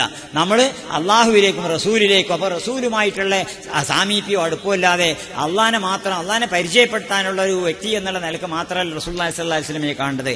അള്ളി റസൂലാണ് നമുക്ക് ഉണ്ടാവേണ്ടത്. അള്ളി റസൂലും ഖുർആനും സുന്നത്തും നല്ല പറയേണ്ടത്. നമ്മളെ നാട്ടിലെ ഈ മറ്റേ ഉൽപ്പതിഷ്ണു പ്രസ്ഥാനക്കാരൊക്കെ വന്നതിന് ശേഷം പറഞ്ഞിട്ടുള്ളൊരു വാചകമാണെന്ന് ഖുർആൻ സുന്നത്ത്. അവർ പറയുന്നത് ഖുർആൻ സുന്നത്ത് എന്ന് പറയും. നമ്മൾ അങ്ങനെയല്ല പറയേണ്ടത്. നമ്മൾ അള്ളി റസൂലും എന്നാണ് പറയേണ്ടത്. കാരണം ഖുർആൻ സുന്നത്ത് എന്ന് പറഞ്ഞാല് ഖുർആൻ സുന്നത്ത് എന്ന് പറയുന്നതോടുകൂടി എന്തായി, ഒരു പേഴ്സൺ ഇല്ലാതായി. അത് അള്ളാന്റെ വചനമായതുകൊണ്ടാണല്ലോ ഖുർആൻ അറിയണത്. അപ്പോ ഖുർആനിൽക്ക് എന്നതിനേക്കാൾ അള്ളാഹുവിലേക്ക് എന്ന് പറയണം. അപ്പോഴേ ഒരു വ്യക്തി സാന്നിധ്യം, അതേപോലെ തന്നെ അത്തരത്തിലുള്ള ഒരു അറ്റാച്ച്മെന്റ് അള്ളാഹു എന്ന പേഴ്സൺ കോഡിലല്ലേ നമ്മൾ വിശ്വസിക്കണത്, ഐഡിയ കോഡല്ലല്ലോ. അള്ളാഹു ഒരു ആശയമായിട്ട് മറ്റു പലരും പറയുന്നത് പോലെ, ഐഡിയലിസ്റ്റുകളൊക്കെ പറയുന്നത് പോലെ ഒരു ആശയമല്ലല്ലോ അള്ളാഹു എന്നത് ഒരു പേഴ്സൺ എന്നുള്ള നിലയ്ക്ക് വിശേഷിപ്പിക്കുന്ന പേഴ്സണിഫൈ ചെയ്തുകൊണ്ടല്ലേ പഠിപ്പിക്കണത്. അപ്പൊ അള്ളാഹുവിനോട് ഒരു വ്യക്തി എന്നുള്ള നിലയ്ക്ക്, ഒരു പേഴ്സൺ എന്നുള്ള നിലക്കാണ് നമ്മൾ കാണുന്നത്. അർത്ഥത്തിലല്ല, അള്ളാഹുവിനെ വ്യക്തി ദൈവമായിട്ടാണല്ലോ കാണുന്നത്. അപ്പൊ അതുകൊണ്ട് അള്ളാഹുവിലേക്കും റസൂലിലേക്കും, അതാ ഖുർആനും അങ്ങനെയല്ലേ പറയുന്നത്. ഇതാ ദുഊ ഇലല്ലാഹി വറസൂലിഹി എന്നല്ലേ. ഒമൻ അഹ്സനു ഖൗലൻ മിമ്മൻ ദആ ഇലല്ലാഹി, അള്ളാഹുവിലേക്കും റസൂലിലേക്കും. ഇതാ ദുഊ ഇലല്ലാഹി വറസൂലിഹി. അപ്പൊ അള്ളി റസൂൽ എന്ന് പറയുന്നതിന്റെ സ്ഥാനത്തെ പകരെന്തായി സുന്നത്താക്കിയവര്. സുന്നത്ത് റസൂലുള്ളാഹിന്റെ സുന്നത്തായതുകൊണ്ടാണല്ലോ സുന്നത്ത് എന്ന് പറയുന്നത്. അപ്പൊ റസൂലിലേക്കല്ലേ, റസൂലിലേക്ക് എത്താൻ സുന്നത്ത് എന്ന് പറഞ്ഞുകൊണ്ട് റസൂല് എന്ന വ്യക്തിയിൽ നിന്ന് അടർത്തിയിട്ട് വേർപ്പെടുത്തിയിട്ട് വമൻ യുശാഖിഖിർ റസൂല മിൻ ബഅദി മാ തബയ്യന ലഹുൽ ഹുദാ, റസൂലുമായി ഗ്യാപ്പ് ഉണ്ടാക്കുക, റസൂലുമായി അകൽച്ച ഉണ്ടാക്കുക, റസൂലുമായി ഗ്യാപ്പ് ഉണ്ടാക്കുക. ഒമൻ യുശാഖിഖിർ റസൂല എന്ന് പരിശുദ്ധ ഖുർആനിൽ പറഞ്ഞതുപോലെ റസൂലുമായിട്ട് ഗ്യാപ്പ് ഉണ്ടാക്കുക. റസൂലുമായി അത് റസൂലിന് നമ്മളും തമ്മിലുള്ള ഗ്യാപ്പ് ഉണ്ടാവാൻ പാടില്ല. അതാണ് അന്നബി ഔലാ ബിൽ മുഅ്മിനീന മിൻ അൻഫുസിഹിം, അവനവനോടുള്ളതിനേക്കാൾ കൂടുതൽ എന്നോട് ഏറ്റവും അടുത്തത് ഞാൻ. അതിനേക്കാൾ അടുത്താണ് റസൂലുള്ളാഹി സ്വല്ലല്ലാഹി അലൈഹി വസല്ലം ഖുർആൻ നമ്മളെ പഠിപ്പിക്കുന്നത്. അങ്ങനെ അടുത്ത ഒരു റസൂൽ, നമ്മളോട് സമീപസ്ഥനായിട്ടുള്ള ഒരു റസൂല്, അത് സ്നേഹം കൊണ്ടാ സാധിക്കുക. അതുകൊണ്ട് റസൂലുമായിട്ടുള്ള മഹബത്ത്, അതാണല്ലോ സഹാബത്തിന്റെ ജീവിതത്തിൽ നമ്മൾ കാണുന്നത്. അങ്ങനെയല്ലേ റസൂലുള്ളാഹി സ്വല്ലല്ലാഹി അലൈഹി വസല്ലമയെ സ്നേഹിച്ച സഹാബത്ത്. ഒരിക്കൽ ബിലാൽ റളിയല്ലാഹു അൻഹു റസൂലുള്ളാഹിന്റെ വഫാത്തിന് ശേഷം ദിമഷ്കിലാണ്. അപ്പൊ കിനാബു കാണാണ്. എന്താണ് ഈ അകന്നു നിൽക്കുന്നത്?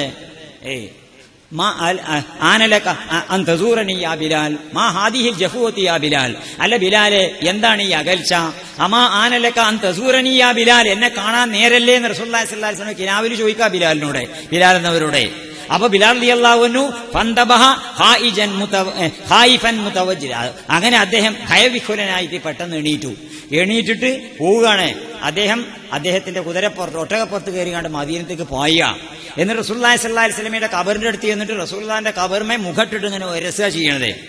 എന്നിട്ട് അപ്പോൾ ഹസൻ ഹുസൈൻ അപ്പുറത്ത് വേറെ കുട്ടികൾ നിൽക്കുന്നുണ്ട്. ഓരണ്ടാളെയും കണ്ടപ്പോ ഫളമ്മഹും അലാ സദരി, തന്റെ നെഞ്ചുമായിട്ട് അണച്ചു പിടിച്ചാണ് കുട്ടികൾ ആലിംഗനം ചെയ്തിട്ട് കുട്ടികളെ പിടിച്ച് ആശ്ലേഷിച്ചു കണ്ട് ജഅല യബ്കി, കരയാൻ തുടങ്ങിയെന്ന. ബിലാൽ റളിയല്ലാഹു അൻഹു റസൂലുള്ളാഹി സ്വല്ലല്ലാഹി അലൈഹി വസല്ലമയോട് അല്ലേ. കാരണം എന്താ, ബിലാൽ റളിയല്ലാഹു അൻഹുവിന് അറിയാം ഞാൻ ഈ പദവിയിലെത്തിയത് എങ്ങനെയാണെന്ന്.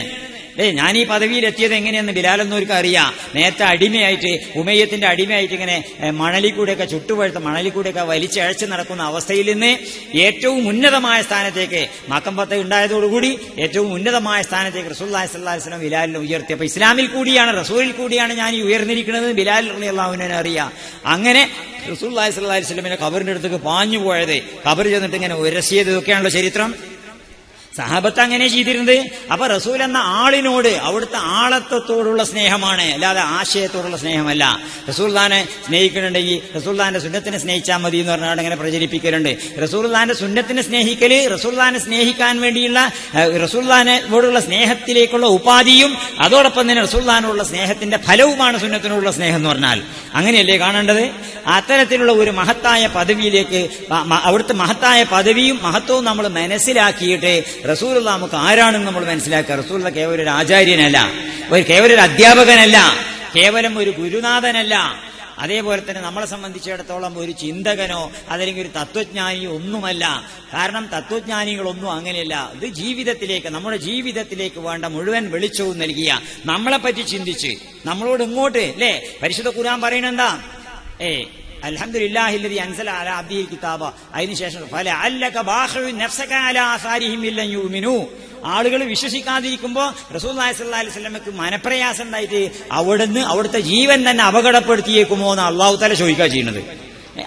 ജനങ്ങള് ഈ പരിശുദ്ധ ഖുർആനിൽ വിശ്വസിക്കാതെ, അങ്ങയുടെ സന്ദേശത്തിൽ വിശ്വസിക്കാതെ, അങ്ങയിൽ വിശ്വസിക്കാതെ പോണത് കണ്ടിട്ട് ആ ജനങ്ങളുടെ പിന്നാലെ ചെന്നിട്ട് അങ്ങയുടെ ജീവൻ തന്നെ അപായപ്പെടുത്തിയേക്കുമോ എന്ന് അള്ളാഹ് ഖുർആനിൽ ചോദിക്കാം.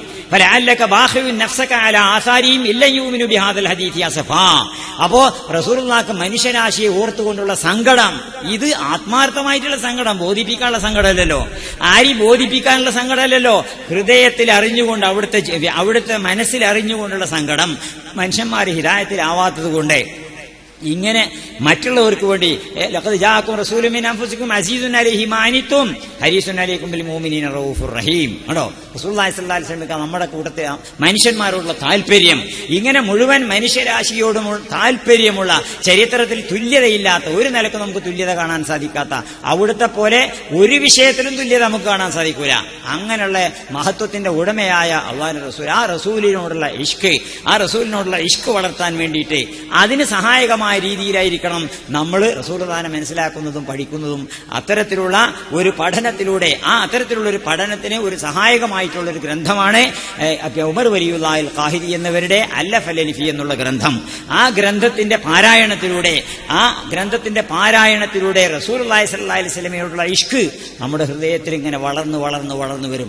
അതിന് സഹായകമായ 31 വരികൾ. ആ 31 വരികളുടെ കൂട്ടത്തിൽ ഒന്നാമത്തെ വരിയാണ് നിങ്ങളെ ഞാൻ ചൊല്ലിക്കൽപ്പിച്ചത്. അല്ലഫൽ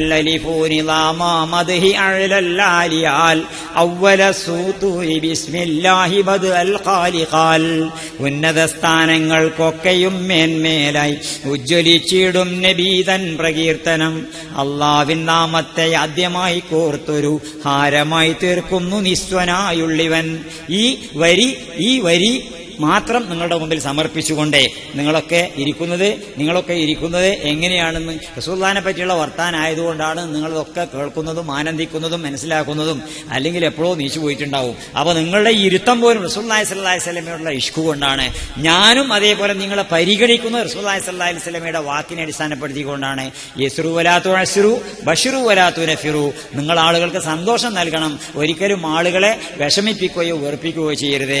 ഇനിയും നിങ്ങളോട് സംസാരിക്കുകയാണെങ്കിൽ ചിലപ്പോൾ കുറച്ചൊക്കെ ഒരു വിഷമം ഉള്ളിലിങ്ങനെ തോന്നിയെന്ന് വരും. കാരണം സമയം എത്രയായിരിക്കുന്നു, നമുക്ക് നമസ്കരിക്കണം, അതുപോലെ ഭക്ഷണം കഴിക്കണം, വീണ്ടും അടുത്ത സെഷനുകളിലേക്ക് തിരിച്ചു വരണം. ഇത്രയും വാക്കുകൾ പറഞ്ഞുകൊണ്ട് ഈ ഒരു വരി മാത്രം നിങ്ങൾക്ക് സമർപ്പിച്ചുകൊണ്ട് ഇതിനെ തുടർന്ന് അല്ലഫൽ അലിഫിന്റെ 31 വരി നിങ്ങൾ വായിക്കുകയും മനസ്സിലാക്കുകയും, ഇത് മലയാളത്തിൽ തന്നെ ചൊല്ലി വളരെ മനോഹരമായിട്ട് ചൊല്ലി മനസ്സിലാക്കാനുള്ള, അതുപോലെ അതിന്റെ വിശദീകരണത്തിൽ കൂടെ റസൂലുള്ളാഹിനെ യഥാർത്ഥത്തിൽ അറിയാനും അവിടത്തോടെ ഇഷ്ക് വളർത്താനും സഹായകമായിട്ടുള്ള ഒരു ഗ്രന്ഥമാണ് അല്ലഫൽ അലിഫ്.